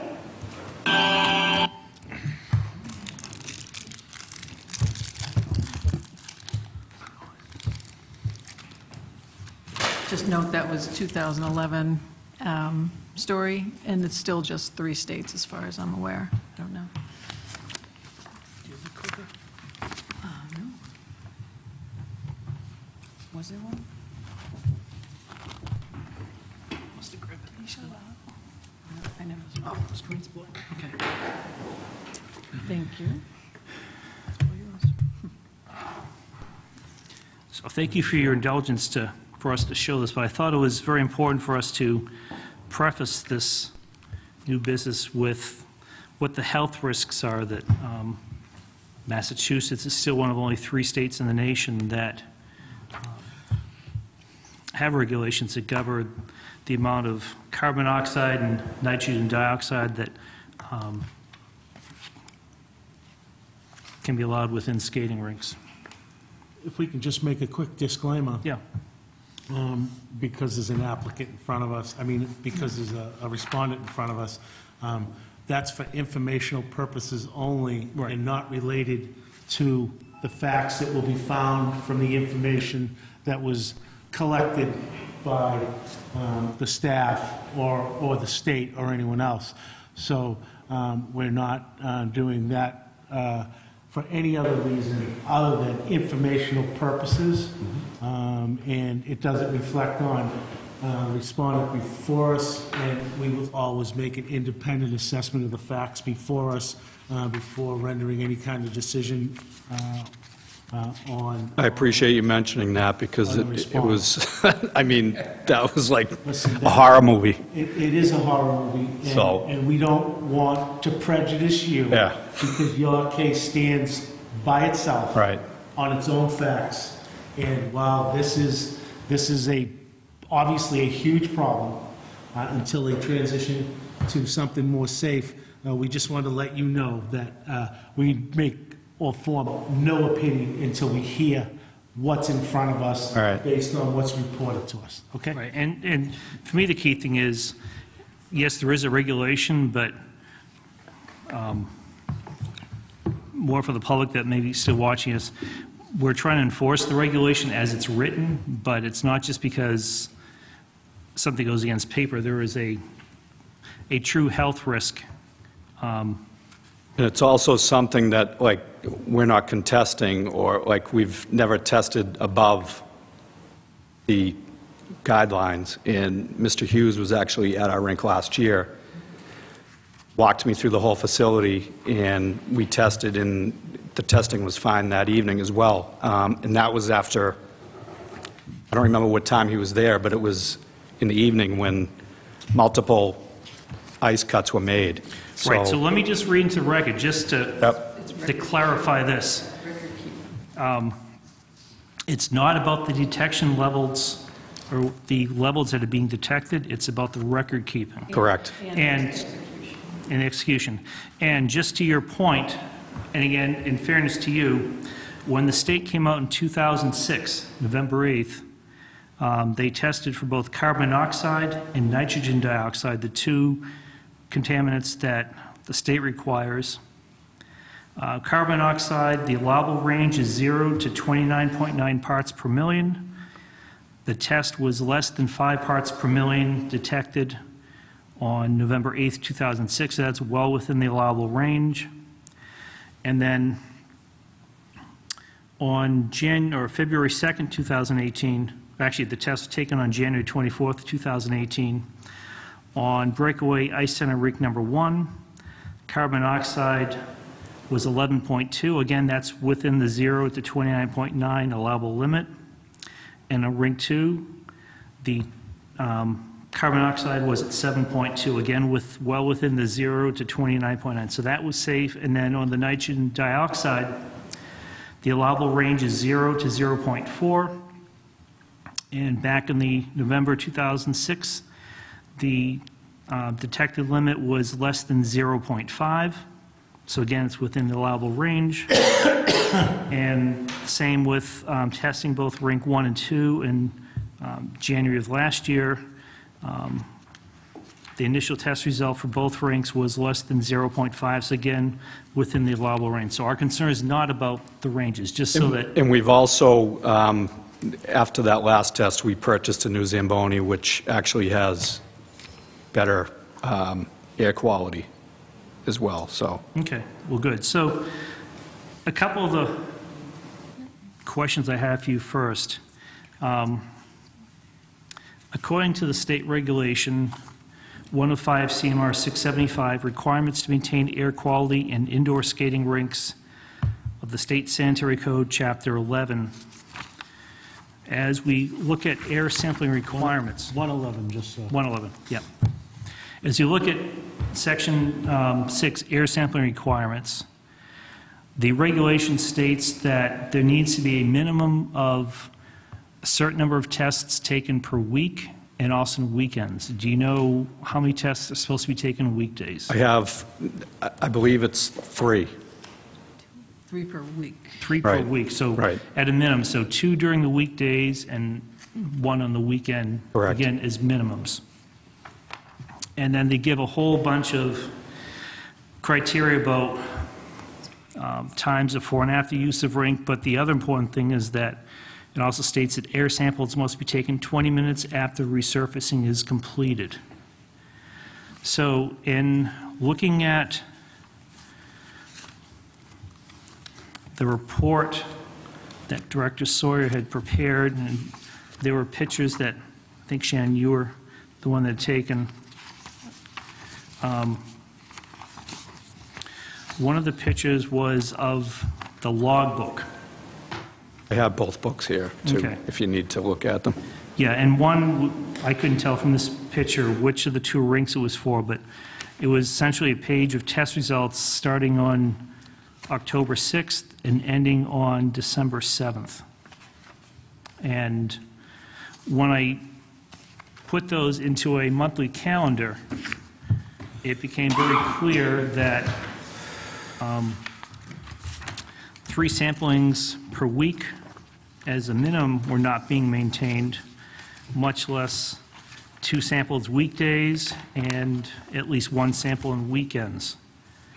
In the 9 weeks that represented from the October 6th period through December 7th, there were 9 weeks, and of that, there was a test performed on weekends, only 4 out of the 9 weekends. And then on the weekday samplings, where that requires at least minimum of 2 samples during the weekdays, only once was there 2 samples per week. There was a week when there were no weekday samples, and then there were 7 weeks where there was just 1 sample instead of the minimum 2. I just want to note, too, that we were there on January 4th. We had received their application for renewal on December 7th. So we try to get there as soon as we could, but we didn't get there before Christmas, unfortunately. We were there on January 4th, and there was no test recorded from January 7th to, December 7th to January 4th. Okay. Chairman, just a point of information, did we get those pictures sent to each one of us, or could I see them? Check your email. I think there were... I think they were. Yeah, they were included in the the package Lisa emailed out to all of us. Okay, all right, thank you.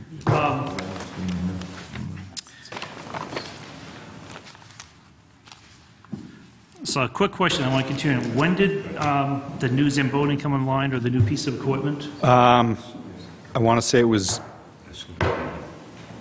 May of 2018. Okay. And we have a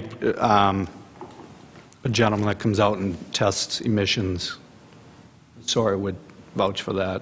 It's a company that tests them each year. You have the receipts, I think, in the book. The part of Yeah, there's all, the keeping of records. we is you have to keep have receipts of everything each time the Zambonis are examined. How many rings you got? 2. So these standards, they apply to both rings? So the Oh, yeah. ring or Each rig. And how many Zambonis? 2. So... Same make and models? Yeah, Zamboni brand. And Same model. emission, Yep. Generators? Yep. Big propane? Yes. Are they, I was told one was only working and the other... Yeah, one's being So one was rebuilt. operating. Oh, So we that's only the have the new one I new didn't know it one. was new, so we Yep. have a new one. That's Yep. good. Right, so our main concerns is primarily in the record keeping, and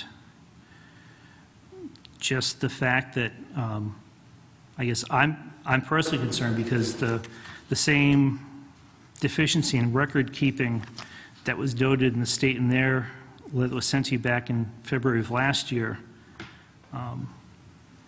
continues today. And Director Sawyer did hand me a copy, I guess when you were there today, Today's, yeah. of There's new- logbooks for one of the 2 rinks, and even with that, it's not following the reporting requirements. We should put days next to Mr. Chairman, I know that the air quality is the most important in the record keeping. I'm concerned about some of these continued, like the stalls and different things that don't seem to be updated, whether it's a bathroom or... I think that one thing that's happening right now is there's 2 different regulations in play. There's the Code of Mass Regulations, which relates to the record keeping, and then there's 111, 112, that relates to nuisances. He's here, yeah, he's here on both. I'm here on both, and So we're going to deal with You the... guys We're make sure discussing you're... the Code of Mass Regulations first. Make sure you're talking forward. Yeah, so we're dealing with the air quality monitoring record keeping first. Okay.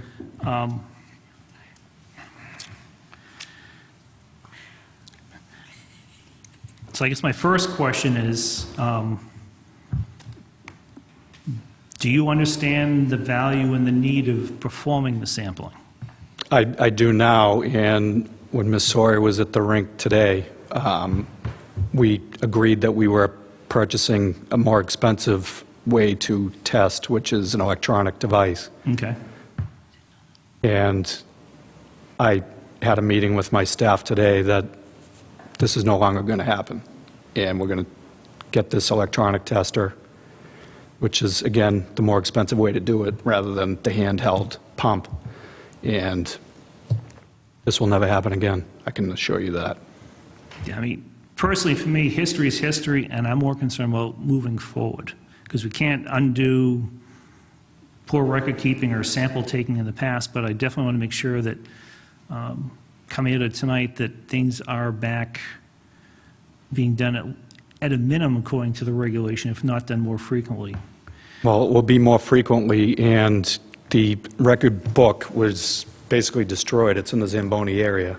We're going to keep it in the office area. So it'll be documented in the main office. Okay. And they have to walk back and forth with the electronic device, test the ice, bring it back to the main office. Okay. One thing that I would like to see done for additional record keeping is to maintain a separate log of the dates and the times that the equipment was used to resurface the ice. Because part of this in the regulation, and I don't know why the state form doesn't require it, it states that air testing is to be done 20 minutes after resurfacing. But there's no place in the state log to indicate time that ice was resurfaced and the time that sampling was done. So we want to make sure we have a good record of how often the ice was resurfaced. I could produce up to a year of, because we input it for billing and assigning locker rooms. Okay. I can give you. That's good. So you're already doing that then? Yes. Okay. So I guess in however we're checking, it'd be important that whenever, and I'm assuming that there'll be some spot checks by the department to make sure that monitoring is being done. It'd be very handy to, if there's a way to have a printout of that log of when the resurfacing was done. It'll give us. It goes against spot checks, but if you want me to, if you call me or email me and say, we need records for this month of ice makes, I can walk it down to wherever. I would only say after watching that video, which does not reflect your... Yeah, it would have been, like, But that after would have been like watching showing 14 kids that drowned in the pool No doubt before about this it. guy. Showing people that have been traumatized. But after watching that video, it would seem to me that you have the opportunity to take it and turn it into something positive by doing more than the minimum and assuring parents that you are doing more than the minimum, Right. and your children are safe here because we do this. And I thought of that when we were talking today after you left, that we're going to be advertising on our website and everything else that we just purchased the new electronic device to test the air. I think you have a chance to be so proactive here. Right. Especially with the bad news that's out there, that you may be able to be, with your new equipment and with your updates of your equipment on the ice, and I don't know, are you using a gas-powered or diesel-powered edger? Gas-powered edger. Okay, Yep. so, at some point, I guess, you could actually show the parents that their kids are safe, that you are complying with maybe not even just the minimum, you're doing more than the minimum. Absolutely. And that would seem to me that that would be a reassurance to the parents that their kids are safe in your facility. Believe me. May even. I agree with Ray, we can't fix the past. Right. But you have an opportunity here, I think, to move way beyond the past and into the future. And Absolutely. maybe other people follow. And my kids skate in the rink too, so. Listen, the parents are in there watching their kids, the Yep. grandparents are in there watching their kids, and, you have an opportunity, and that's all I wanted to mention on that part of it. The other thing is that I know you keep track of who's in your rink, at what time, what teams, et cetera, et cetera. At some point, someone may want to go back in those records, because you never know what comes out of the woodwork. Right. And I know that you must be keeping a log on who's there and when. And I think it would be reassuring to the parents that they knew that too, that you're on top of who's there, when, how long, et cetera, et cetera. Yep. Like, I wouldn't want kids in there. And you know what happens here is on these videos is that sometimes kids are in the rink the whole day. They never leave. Right. Their brothers, their sisters, Yep. everyone's there. They're just there. It turns into a rink day. That's not unusual. So with that, nothing else. Is there a game room there too? A game room, Yeah, there's 2 rinks, and what else is? 2 rinks, and there's just a big main lobby. Okay, like a shop or something, a hockey? Well, there's a skate sharpening shop, a main lobby with a couple of vending machines, a couple of tables, and a big main public bathroom area. As an aside, there is an upper area that has an approved plan for a food establishment, but that has not moved forward. It's been a number of months. No, we just leased the space, Right. the rinks. There's another person that owns the building. Can you tell me whether you have an ERV, air exchange system? We do. And is it for both rinks? Yes. We have separate rinks, separate one for rink 1 and separate one for rink 2. So you have fresh air coming in, you have an Exactly. air exchange We system. we flip a switch and And it goes do you on. Do you keep track of how often you're exchanging air? No. And you have an engineer that was associated with the installation of that equipment? Yes, They could provide you that information? I would assume so. I would think that you might want to know how many tons of air are being removed from your location and replaced with fresh air, and in what time frame that's happening, because I think that goes a long way in your testing, It's just an outside, it's a circulation. I understand what it Okay. is. But again, like I said, you're being proactive, you're moving forward. It would seem to me that you would want to have all this information at your hand and maybe even look at the future of air exchanging and what else can be done for you to be above and beyond. I mean, I think that's your opportunity here, having sat down with us. Okay. Just a note, and like I said, it's all about air quality, but Mr. Hughes also did give some observations and recommendations. I don't know how many were followed, but one of them was similar to what you just said. Recommend testing the operation effectiveness of the ice resurfacer cove ventilation system where the equipment is warmed up. Recommend confirming operation of the 2 compressor room refrigerate gas sensors and repairing a fan. I know you did that. And recommend relocating a manual operating switch, which is way down the other end, because they used to have 1 rink, and they have 2. So one is way down, so if there were an emergency, you'd have to run to the very end to shut it off. So that's the kind of things that he did, just as an aside. It's not an order by any means. Are there actual air exchangers in there, or are they just fans and? It's a fan on one end, and then louvers that open up Yeah. when the fan comes on, so it's bringing in So is that an air exchange? outside air, It's not- blowing it, and then Listen, that's as good a system for a high building as you can get. Right. An ERV actually exchanges air. Yes. And it works at different elevations depending on where the most convenient place is. yeah, the to ceiling exchange. height is, I think, It's the ceiling 50 height feet. that's the limitation here. Right. So there is no, there isn't an air exchanger that could be used other Yeah, than the ventilation system? There is. There are retrofit air exchanges, but of course, those things require engineers. They require people to take readings and measure volumes of air moving. But it's not that expensive, and if it increases safety, maybe that's something he looks at. It's not mandatory. I'm just saying, if you want to provide the safest place to skate, it would seem to me that you would want to say, this is what we do to protect Right. your kids, and that's why they should skate here. Correct. But the good news is they never registered anything they had to ever take action on, so that's the good news with this.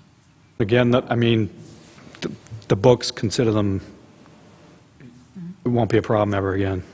I Okay. kind of, So one of the things I would like to make sure is that for this permit period, which should be up through next December 31st, And we still have that Right. license. We haven't that issued that. I would like to, you send to the department on a monthly basis a copy of the air monitoring logs, as well as the copy of the skating. Yeah, the resurfacing log. Yep. If you wanted to do just a small narrative paragraph while you were sending that in on what's going on, I think that would assist them in deciphering exactly what you're submitting for the period you're submitting, et cetera. So if you could do a small summary on that, that would make it much more manageable. Start date, end date, this is what we've done in between, this is what we've noticed, this is what we've improved, this is what we've addressed. That would probably be very Okay. helpful.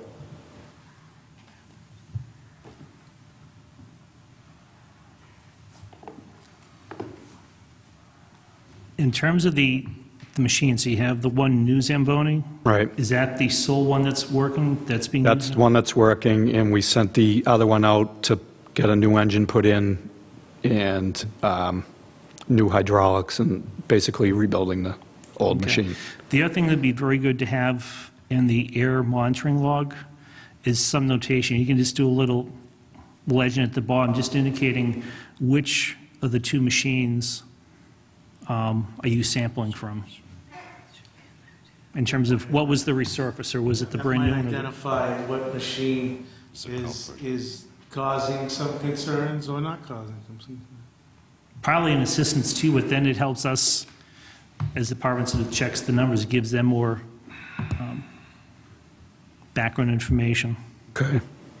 And the Edger, whatever you call it, that gas, the Briggs and Stratton motor, those things emit a tremendous amount of, Right. those are terrible. A lawnmower creates more problems than 5 cars. Yep. So what we do with that is we only do edging early in the morning during the week when nobody's in the building for hours, with probably 8 hours, or we do it at night before the rink closes. So it's like 10 or 11 o'clock at night, so it's got the whole evening to clear out. And just for your benefit, unless you're already doing it, it would probably not a bad idea, once you have the new monitoring equipment, to test what the air quality is after you've run the edge, or even though there's no one there, just so you have some idea of what they leave up in the air. Right. What's available for suppression on those types of motors or retrofitting? We tried an electric one. It didn't.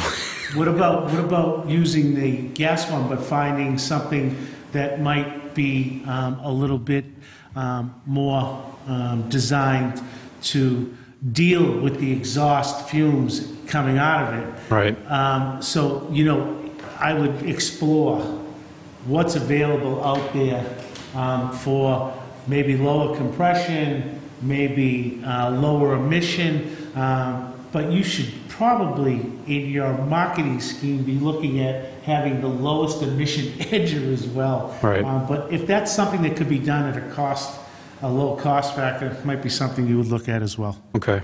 Since we're looking at record keeping, maybe if you could take a good look at what the regulation requires in other parts of it. So when it comes to the type, date, installation, the catalytic converter, the name, the company address, and if you can just make sure everything's in there, because basically what's in there, I think, is... For the Zamboni? receipts. Yeah, Yep. basically receipts. I think we had, The person who does the repairs, it should have like his name, contact. we do. information. That's all in the book. Okay. Yeah, The because it's just signature like of the the person. receipts. Farmer Brown. Just go through that section. Yeah, Farmer Brown is his name. Do they have a state for vehicles of that nature, like your car needs a state certification? Do they have vehicles, a certification from the state that, No, there's just... or do they have this- calibration guidelines? Yeah. You probably know more than I, just No. they have to do this, this maintenance and Right. record it and Well, I was only testing. wondering that because since Massachusetts has Yeah. rules with Rhode Island and Michigan, you would think that for those type of pieces of equipment, they would have some standardized. I have to ask the person doing the testing. I don't know what Yeah, he maybe we can. tests. Yeah, I'm sure there must be levels that it has to be, Within, can't be above. I'm sure you're right, yeah. With that, I think we're looking for a course of action We have various options in front of us, including providing fine, suspension, permit, revocation. I think this was something that doesn't warrant any of those, because I think at this point, we have an understanding of how the applicant is going to address the concerns that were raised here, address the deficiencies in compliance with 675. He appears to be putting together a reporting system, a narrative report, as well as providing some indication of improvements and closer monitoring of the equipment. And we don't have any readings over the minimum requirements and no violations in that respect, which I think is the most important aspect of this regulation and why it's in place, is that you want to make sure that these levels obviously don't exceed the requirements under the Code of Mass Regulations. But my feeling is that the action to be taken here tonight is remediation and compliance with 675, and understanding that non-compliance with that will result in action that would exceed remediation the next time around. Agreed. So, is there anything that is required from a motion standpoint? Because I think we found the facts that the record keeping was insufficient as a finding, that he's going to address those insufficiencies. I would recommend no fine or other action be imposed other than remediation by the operator. With that, I would be... You're talking about this, the first... 675. Correct. So I think the only thing, if we wanted to make for motion, just the items that I had asked him to provide on a monthly basis to the department, just copies of the records, as stated. So with that, can we reduce that to the findings so that the director can send out a correspondence and a summary of what we found here this evening? Or do you want to put that into a motion? I don't think a motion is necessary. Well, and unless you No, feel... just that we've done it. Just if I could interject, if you could send us exactly what you guys are discussing tonight, so there's no confusion on my part. We'll do that. We're just trying to decide administratively, do we need to actually make... Because I want to make sure we follow everything by the book, We and could do this... a proposed order on what we discussed here, right? So why don't we do a proposed order on 675? because then if they're in violation of the order, then we Right, have... exactly. And that way he has the proposed order. We've discussed it ad nauseum. Yeah. So I think with that, the proposed order to the operator is the best way to handle that. That way it's clear what we're expecting, and it's clear what his duties and obligations are under the Code of Mass Regulations. Perfect. Second part of this hearing is up, Mr. Chairman. Correct. This is a horse of a different color. This is the horse of the... Now we go on to Chapter 111, Public Nuisance.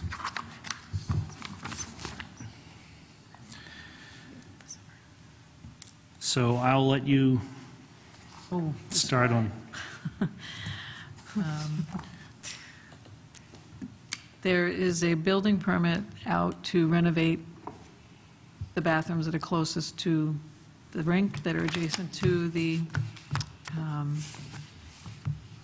changing areas, I guess you'd call them, for the teams. And locker rooms. the locker room is the word. It's Yeah, like there the you go. Couldn't bathroom think of it. showers in between They're in the locker between, rooms. right. Let me actually just interrupt for one quick second. So the nuisance portion is related to the building itself. Well, The facility. facilities. The sanitation of it. Conditions Right. of Yeah, the yeah. So Mike, They're working to remedy the physical condition, but this is also the sanitary condition during this time, these unlocked bathrooms. right, so who owns responsibility for the maintenance and upkeep of these facilities? Is it Breakaway Ice? or is That would it- be us. Okay, so it's not the property owner? No. Okay. And I will note, and I think we've noted in our report to you, that we have had complaints since I've been here in 3 years. We've had at least 1, 2 a year from parents or visitors who have come to this rink expressing distress in its upkeep in general, not just these bathrooms. That even had a complaint we discussed before, they had from, it was too cold. An ice rink that's too cold, believe it or Yeah. not. It was too cold, because the locker rooms were freezing and such. And like I expressed before, we really don't have jurisdiction over it in general. But when it comes to this extreme, where there could be illness related to, to these bathrooms, that's why we brought this here. But just let you know that the consensus is this rink is not kept up equal to other rinks in the area. And they basically say it's embarrassing to us, but we do not act on it because it's not our jurisdiction. So with respect to that, you have a landlord-tenant situation? And the landlord is whom? Carter Street, no, it's not Sven anymore. It's Carter Street Realty. So has Carter Street Realty shifted the entire contractual burden to you to maintain this building?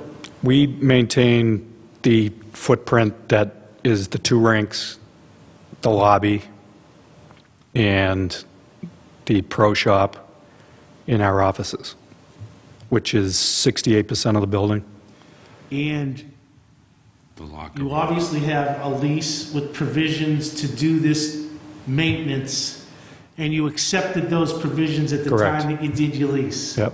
So there's nothing that can be shifted back to the landlord at this point. There is, if there's, the ceiling is leaking, Structural. then, Okay, so that's what I right. want, that's what I'm getting to.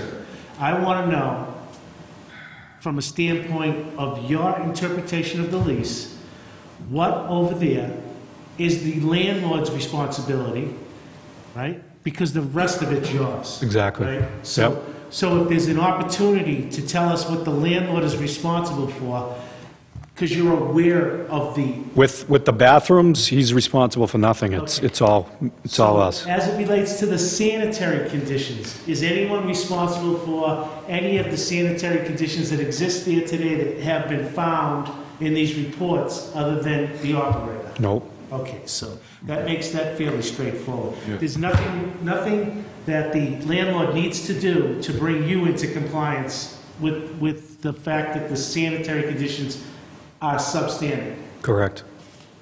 Okay. And I'm going to ask you, have you familiarized yourself with the repairs that are necessary? Under your permit, number 1, those are improvements. Right. And remediation or whatever you're doing. And then Well, you have- it's actually, we're replacing every shower in there, we're replacing every fixture, and the bathrooms are basically going to be brand new. So I brought receipts of with that what we're construction spending. going on, Yep. right? Receipts are great, but we're looking for timeframes because we have conditions that are substandard, and from a sanitary standpoint, they're looking for a decision that it's a public nuisance. Public nuisance can't be allowed to continue. It needs to be abated immediately. Right. And that's where this comes in. So why don't we just So I- shift quickly to the director? And I did. Ask one question? Oh, yeah. Just for a time frame, because based on the observations of other people that the Board of Health Director has received complaints on, I would like to know, what's the time frame that you've had this lease, Mr. Hughes, from like, how long have you? It's been 10 years, and Makes sense. there was an existing rink. I can only tell you, let me just Yep. save you. Go ahead. I've been familiar with this property since it was originally built in 1974. Okay. 75, from mid to 70s. My concern has been that, and I have noticed, I'm going to say from a personal thing, I have been going to that facility for years for various things, events for children, whatever, and I've noticed a complete deterioration of that facility. I had hoped when I had heard, that's why I was mentioning about, I was trying to think, I figured you probably were there about 10 years, because I was trying to go in my recollections from my experiences there. And these are just my experiences, but I want to just make a public record now when we're discussing this, because based on what Mr. Scarano was saying, I had heard when the ice rinks or the pools were going to be removed in the ice rinks, I was hoping that the new facilities, however was dedicated for rinks, was going to be improved. So I'm troubled that this has gone on for 10 years, because I know from personal experience, going to that facility many times during the week, and that's why I'm glad Mr. Scarano asked for clarification, because sometimes I know that landlords don't always do what they need to do, and it's troubling when someone's a tenant and you're trying to get things done, because I have businesses and I do understand that. But I'm a little bit disappointed that we've had this many complaints until this came before us. I'm disappointed that this many complaints and other people, probably from other communities that use the facility. And I do know how hard it is to run a business and to manage it and manage the costs that are associated with it. But I know you folks are in the business of providing ice time. But all this other stuff goes with it, so it's troubling to me that this has gone on for such a number of years, because I'm glad you're putting new, and as Mr. Scarano said, now timelines are going to be in place. I'm glad you're putting new facilities in, but from my personal perspective, new facilities should have been put in a long time ago, and things should never have been allowed. Well, when this bad. this rink was in existence for 4 years before we came in.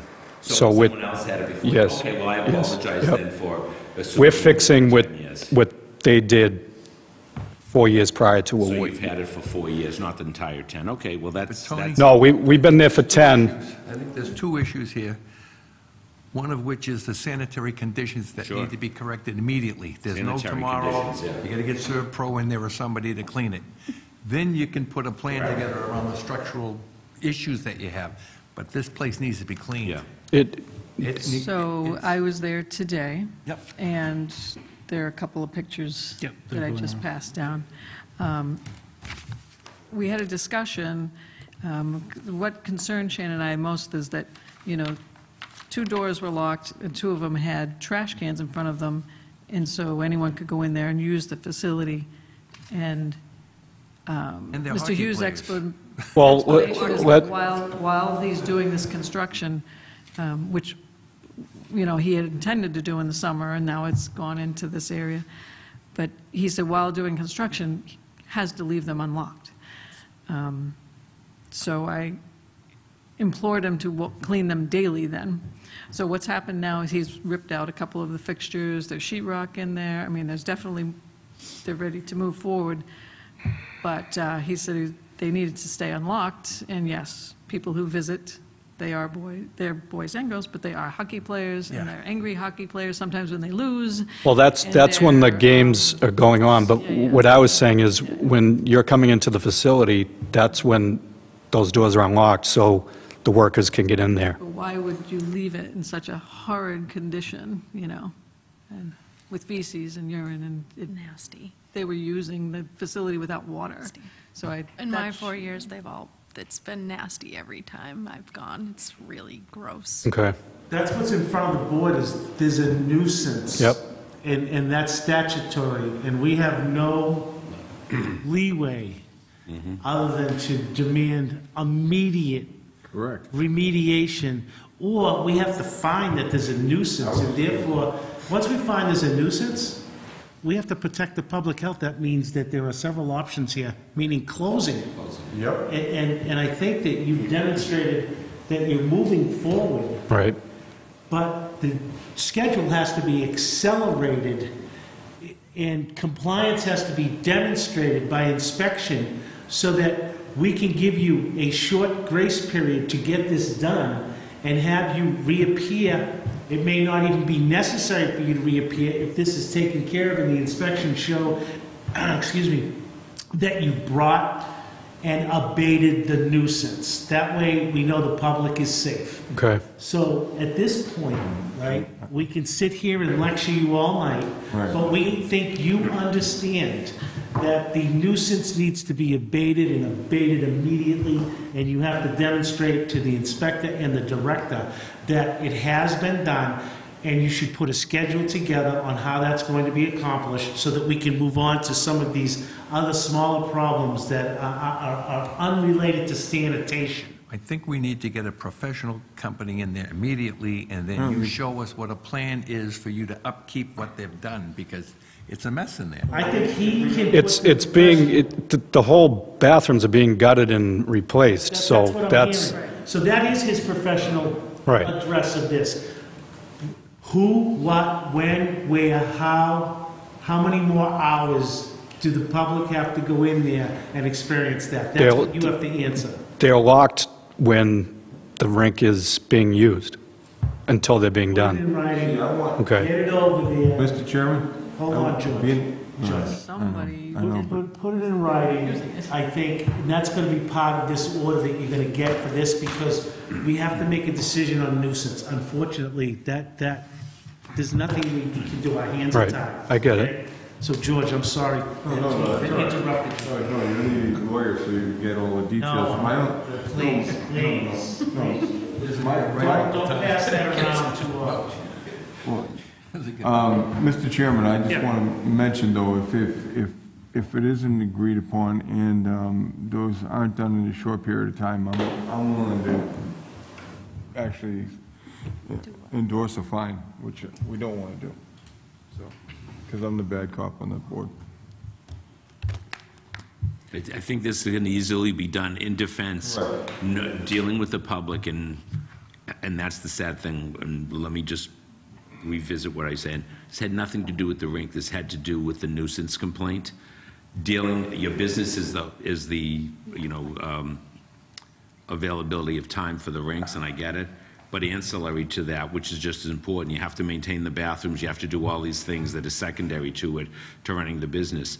And sadly, that costs a lot of money to do, and people in dealing with the public, they don't always take care of other facilities. So it actually means probably more due diligence on your part or the landlord's Right. part. In this case, it's you've assumed responsibility, or you've assumed that in the lease and fully known. So I just think that this can be done, and I'm sure that all the guidelines that we have here with the health director can assist you, but we just need a time frame. I'm looking at it as a time frame, just like we deal with anything else, and I think that maybe we could decide on a time frame when you think that we could at least get the minimum compliance levels done. I think he's going to put together, and that's what my motion would be based on here, and it's not going to be much different than the last one.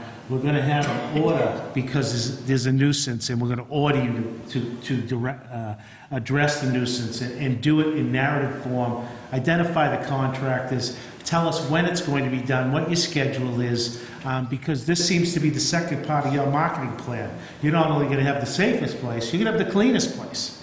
And I don't know why that wouldn't be your marketing plan. Right. But if there's anything anyone else needs to speak about before we move for a motion on compliance here. I guess I just owe an apology to the kids, because if it was closed during all the time the kids were there, I guess it wasn't them. It must have been the workers who've caused this sanitary problem, using the, Well, if they were locked, then it wasn't the skaters. For instance, so I told you that I cleaned them Yeah.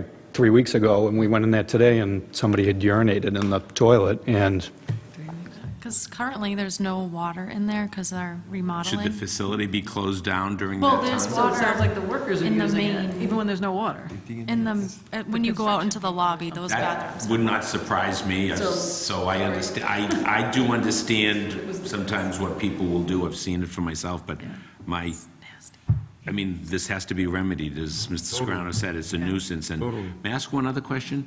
Why has it taken so long? Because, like I said, regardless, you took over the rink 4 years ago, but you've been in there 10 years, and just from a business owner's perspective, and actually seeing what other people have seen, and I can tell you that I've seen it for all those years, and I've had concerns about it, and I was always hoping that, I understand when a business is, you know, someone starts a business, it takes a while to get ramped up and get things where they need to be. But after 10 years, like I know you were working on the bathroom stuff now, but it was like, was it that people were not being aware of what was going on with the facility? I mean, you're there, and I know you're probably focused on... The facility, besides these bathrooms, I mean, you've been around, it's not Well, falling there were- apart. There were, all the floors were kind of bubbling up. You might have seen that. They've taken care of That was all the majority fixed, of yeah. that. Well, that's okay, and I know it's And very these- expensive. And then these rooms, you know, I mean, and there you're in are a... holes all the time, and they constantly, they fix them, and there's We more fixed, holes. and- No, you're it's in it's a tough- I get hockey, it. yeah. I truly get it. Well, They that's why I was punch the wondering if walls the and it's landlord had any... patched, had But, you know, any- there really should be some kind of system that there's some kind of a check afterwards and fine the people if they punch holes in the walls. Well, It's that's not what I was acceptable. going Shouldn't to be mention, acceptable. going forward, these locker rooms, 'Cause once they're nice, people are going to have to stay nice. leave a license to get a key for the locker rooms. Good for you. That's all right. And we're going to be going into the locker rooms afterwards to check them, and if there's an issue, then we know it's that person. I hope you realize we're sensitive. We're sensitive, believe me, sensitive to the needs of running a business and the specific business you're in. But as Mr. Scarano said all along this evening, Right. we're here to protect the public, so this was a serious issue there. So, but that sounds like a start in your plan. Kind of systems will help. So Bob, your motion's going to be in So two go ahead. parts. One, the immediate cleanup. Correct. We're going to make a finding first, and this would be the finding that I would recommend, and I would like everyone to chime in on, that there is a violation of General Law 111, Section 112. We're going to make that finding. That a nuisance exists, and based on that, we're going to put a order together as recommended by the director, and it's in our notes, because it's related to the conditions that were observed. So my order would be that because of the violation of General Law 111, Section 122, number one, we find that a public nuisance exists, that no monetary fine be imposed, that we adopt the recommendation of the director to immediately secure the bathrooms before opening the rink, verify the entry by the public, immediately clean, sanitize the bathrooms, submit a timetable for completion of the sanitary conditions so that you can come into compliance with them. The second part of this relates to your permitting, your improvements, your bathroom improvements, which are construction related, that you provide a timeline to close out your permit, get your inspections, provide a copy of the inspection card to the health department so that we can monitor the compliance and progress on your completion. Okay. Okay? Yep. And that would be the second part of the order. And I know you have your card with you. Well, I'm just reading it. I know it's just, there's no sign-offs, it's just a final inspection, so, Get your final. Yep. And normally what they do is they turn that card over and they put the notes on it. And you can ask the plumbing inspector to put the notes on it if there's anything out of the ordinary, if there's anything preventing you from compliance. okay. He can note it on the back, and then All right. you can provide it to them. Are And you that way, doing the floor as as well? Is that in your Um, floor that Is soiled. The rubber floor. Is that rubbery? Well, rubbers so they can walk. The skates. No. What year was that floor put down? Do you know? 2007, maybe? I will tell you that there are roof mats that they're using on rubber roofs as pads for walking that are available to operators like yourself and they can be cut into them types of floors and secured. And I know that's an issue that I can't direct you to do anything. Right. But obviously, you want to make sure that it's safe and what you do with those floors. I don't think it's within our jurisdiction to tell him to do anything with the floors. Well, exactly, their observation. Clean them. I have to be, yeah, you have to. If you gotta cut them out to clean them, I guess maybe that's what you have to look at. But that would be part of my, part of the second part of that construction portion, that you take care of those, you close out the permit, you move forward to occupancy, because that's what it takes. Right. Can I ask- amend that. Well, I have a question. So do we need anybody initially, other than the folks that he currently has employed by him, to do the cleaning initially to get it up to where you want it to be? Or is that something you have confidence in who's there doing what they're doing right now? I don't know about rubber, so I don't know if that's the right. Well, I mean the or if general. that can be cleaned, so. I'm sure he can find out from his manufacturer what the recommended processes are, what the recommended repairs are, and I think he will probably address that because it's a monetary issue and he's got to address it. So if he needs to do his due diligence and investigate what it takes, I'm sure he'll do that. And then we can get copies of it, just because, we are sensitive. We want to see people be successful and do it. This is difficult. One thing that comes to mind right now, I was going to ask Mr. Chairman, we, in the past, and I see a potential issue that may be similar to something in the past, as we've done with what's happened with tenants and landlords in grease pits and other situations. Exactly. I hope everything goes well for your business and this is remedied quickly for the sake of the public interest. But I'm also wondering that sometimes when landlords are taking, and I know it's in the lease, but we've discussed the potential issues that can happen in a restaurant if someone should leave or whatever, who's going to be responsible for it. I honestly think that we should, when we have time, revisit and possibly adapt what we've discussed, because we have a situation with the landlord. I don't know about this landlord, but I know that I would take walks through my building, and on top of that, by going to this facility so many times throughout the years, I've noticed that it's always looked in disrepair.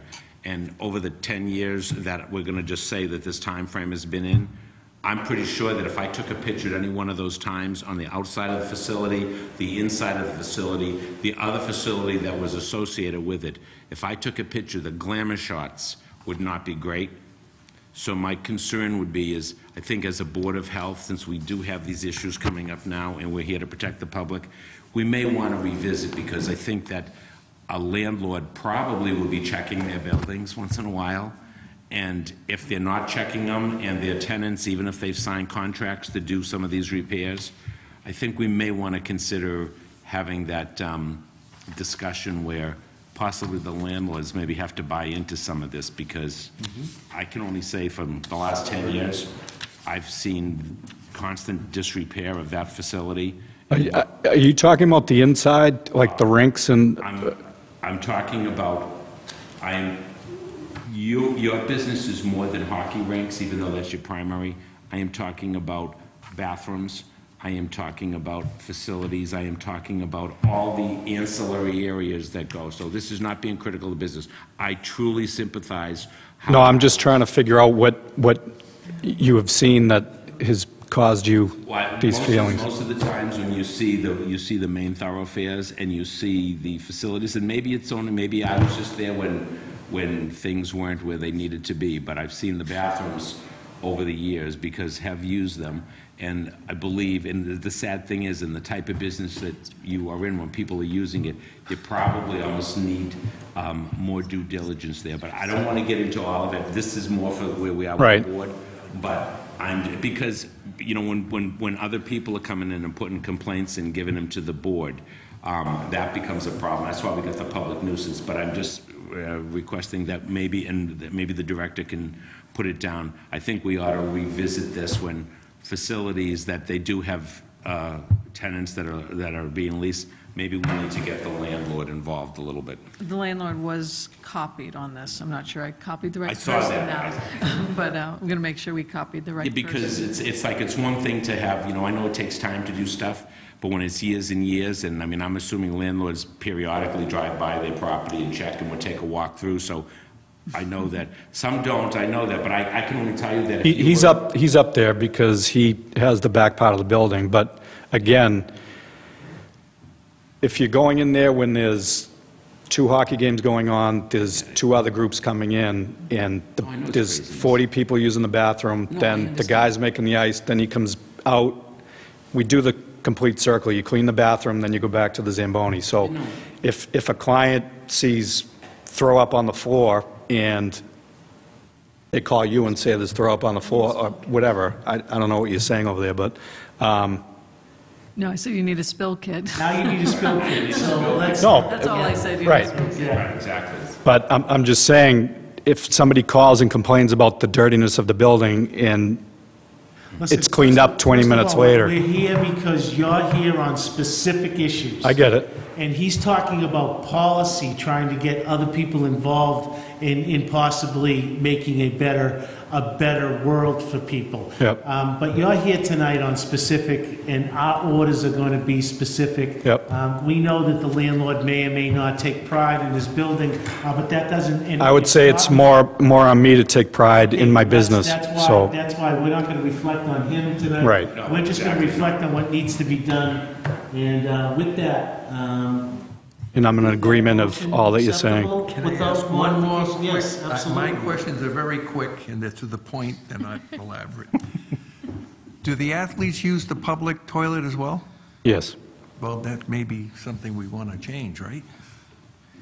Well, that's because the other ones are not. Yeah, the other one's a lock, so. We understand that. I mean, there's, But in terms of how you operate, they should probably use in the locker rooms as opposed to, because I'm with Tony, I've been in there for years going through there, and there's always, they're in there, because that's just the way. I don't know how much policing, you're going to be able to do on that. You talk to the But coach. I think he's taking all of this under advisement. Yes, I think he's We have an order hearing coming it all. his way.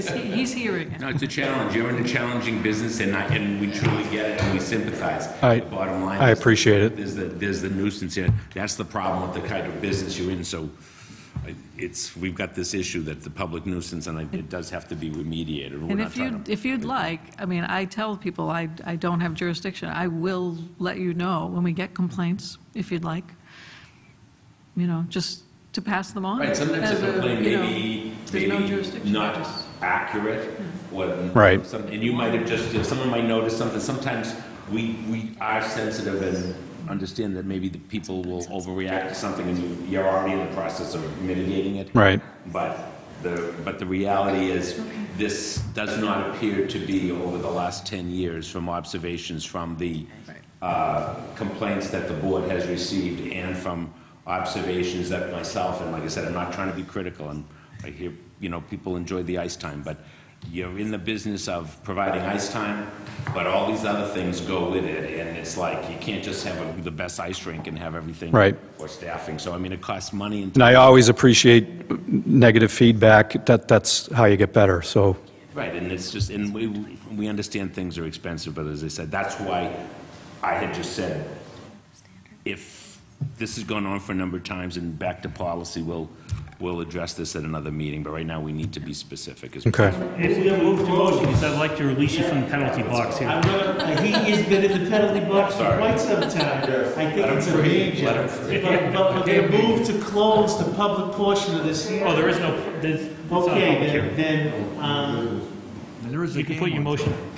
the motion has been presented to adopt the recommendations of the director and as stated previously.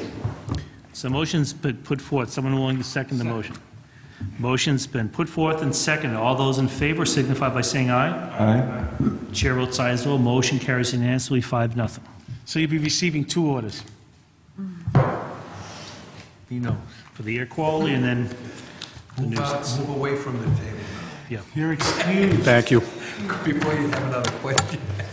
Good luck. Thank you, I appreciate it. All right, good luck. Good luck. Okay. Can I stay for the rest?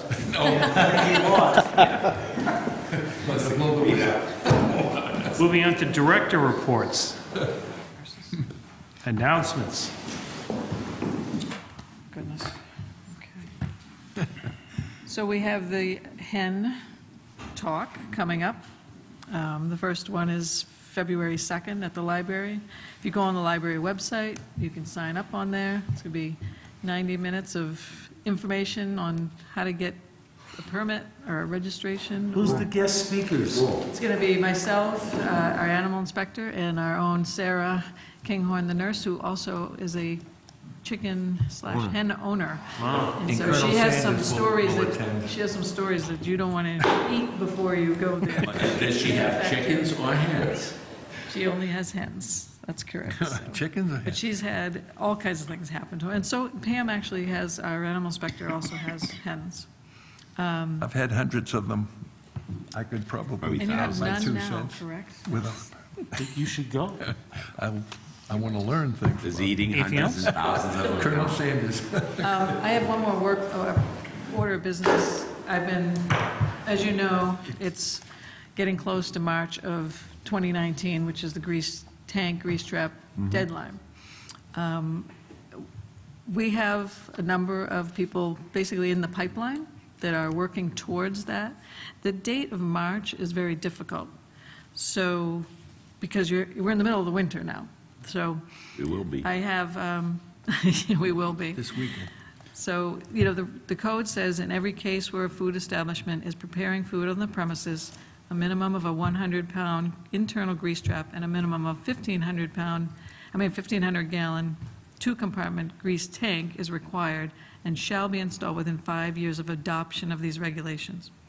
I believe that this needs to be consideration of food establishments who are fully engaged in the process already by having a plan approval prior to that date, that maybe they need some additional time for various reasons.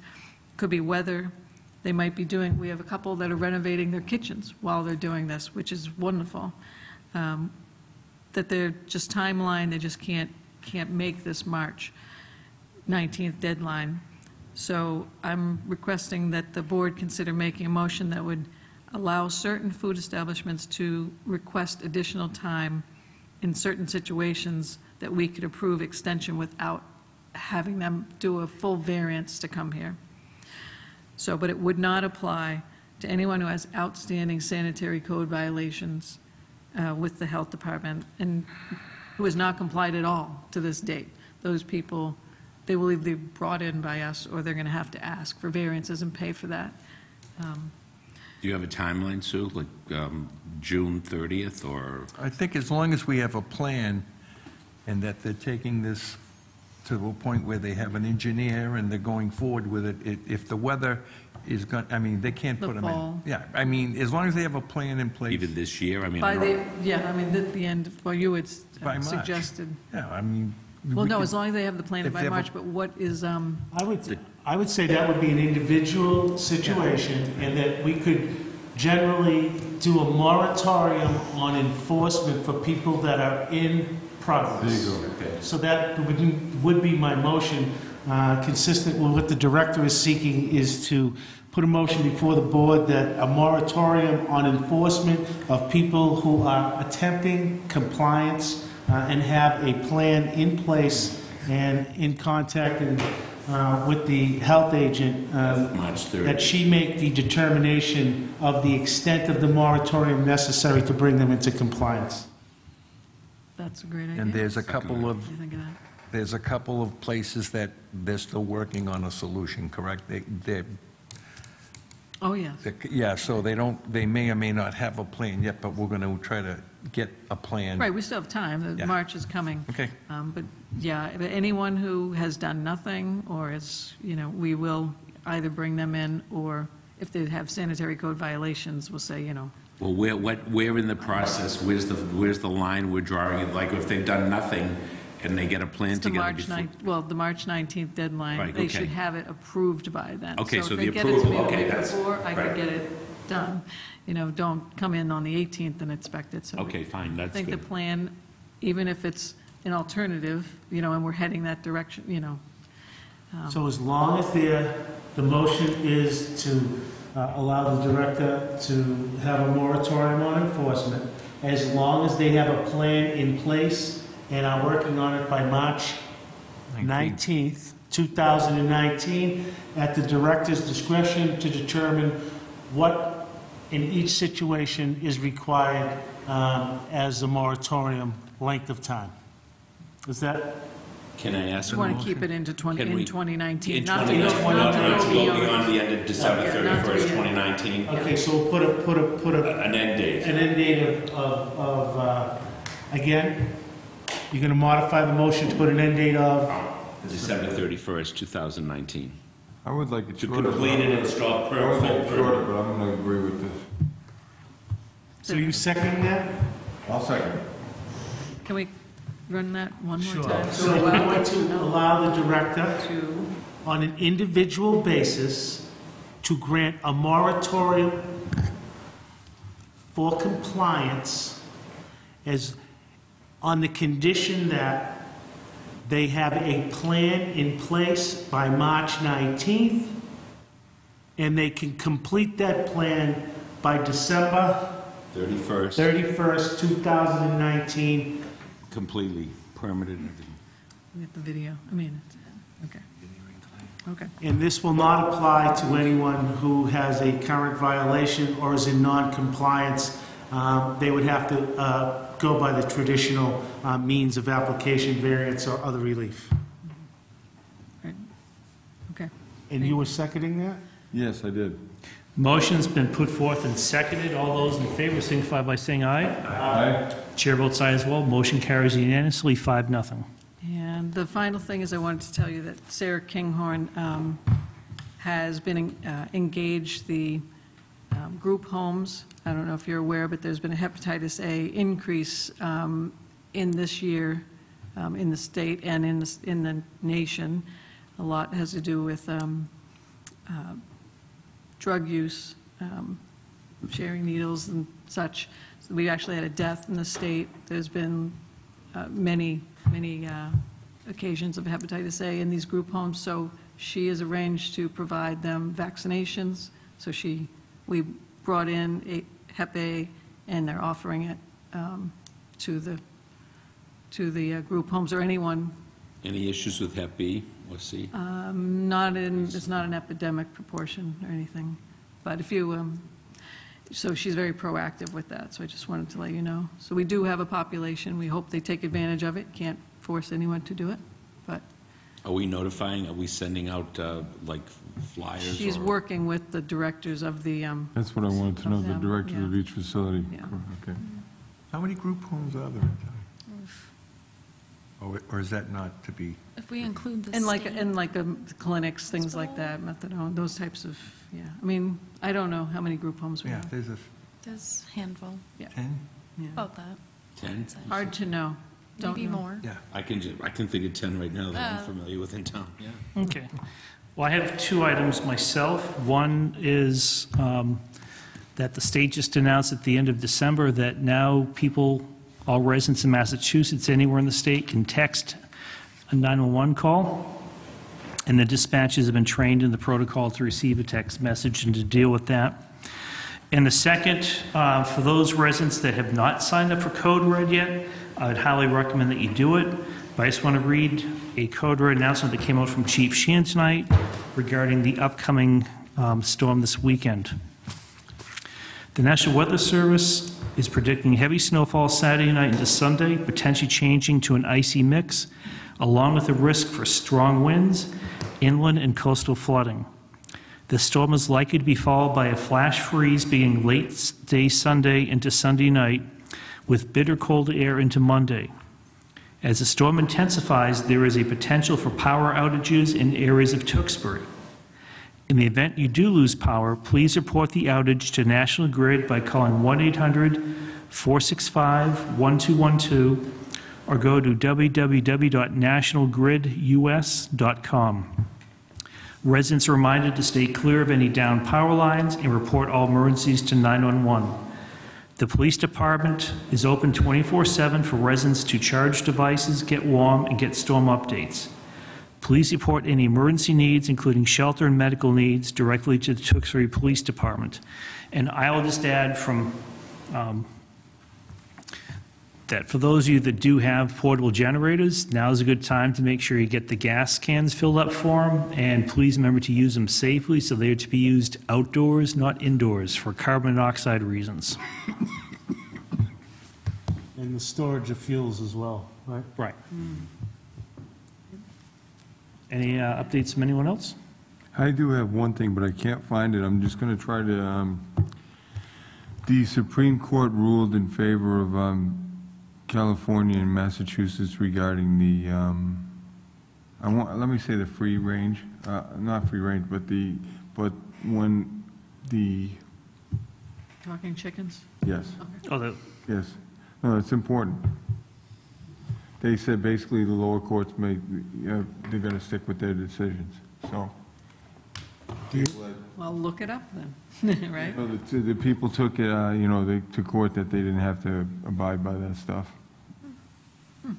And the flu is out there, Yes. and, Yeah. and don't take it lightly if you have the flu. Yes. We've had 61 cases, and the majority seem to be people who aren't getting the vaccination are like working parents. So if you're a working parent, you really should make the effort to go and get, but it's spread across the way who is getting it, but working parents of middle age seem to be high right now. So I guess, Tony, it's your turn. Charlie, your turn. I'd like to make a motion that we end tonight's meeting before 9 o'clock. I'll second that. Motion's been put forth and seconded to adjourn tonight's meeting. All those in favor signify by saying aye. Aye. Chair votes aye as well. Meeting is officially closed. It is 8:56 p.m. Good night, Tewksbury. Good night. Nice.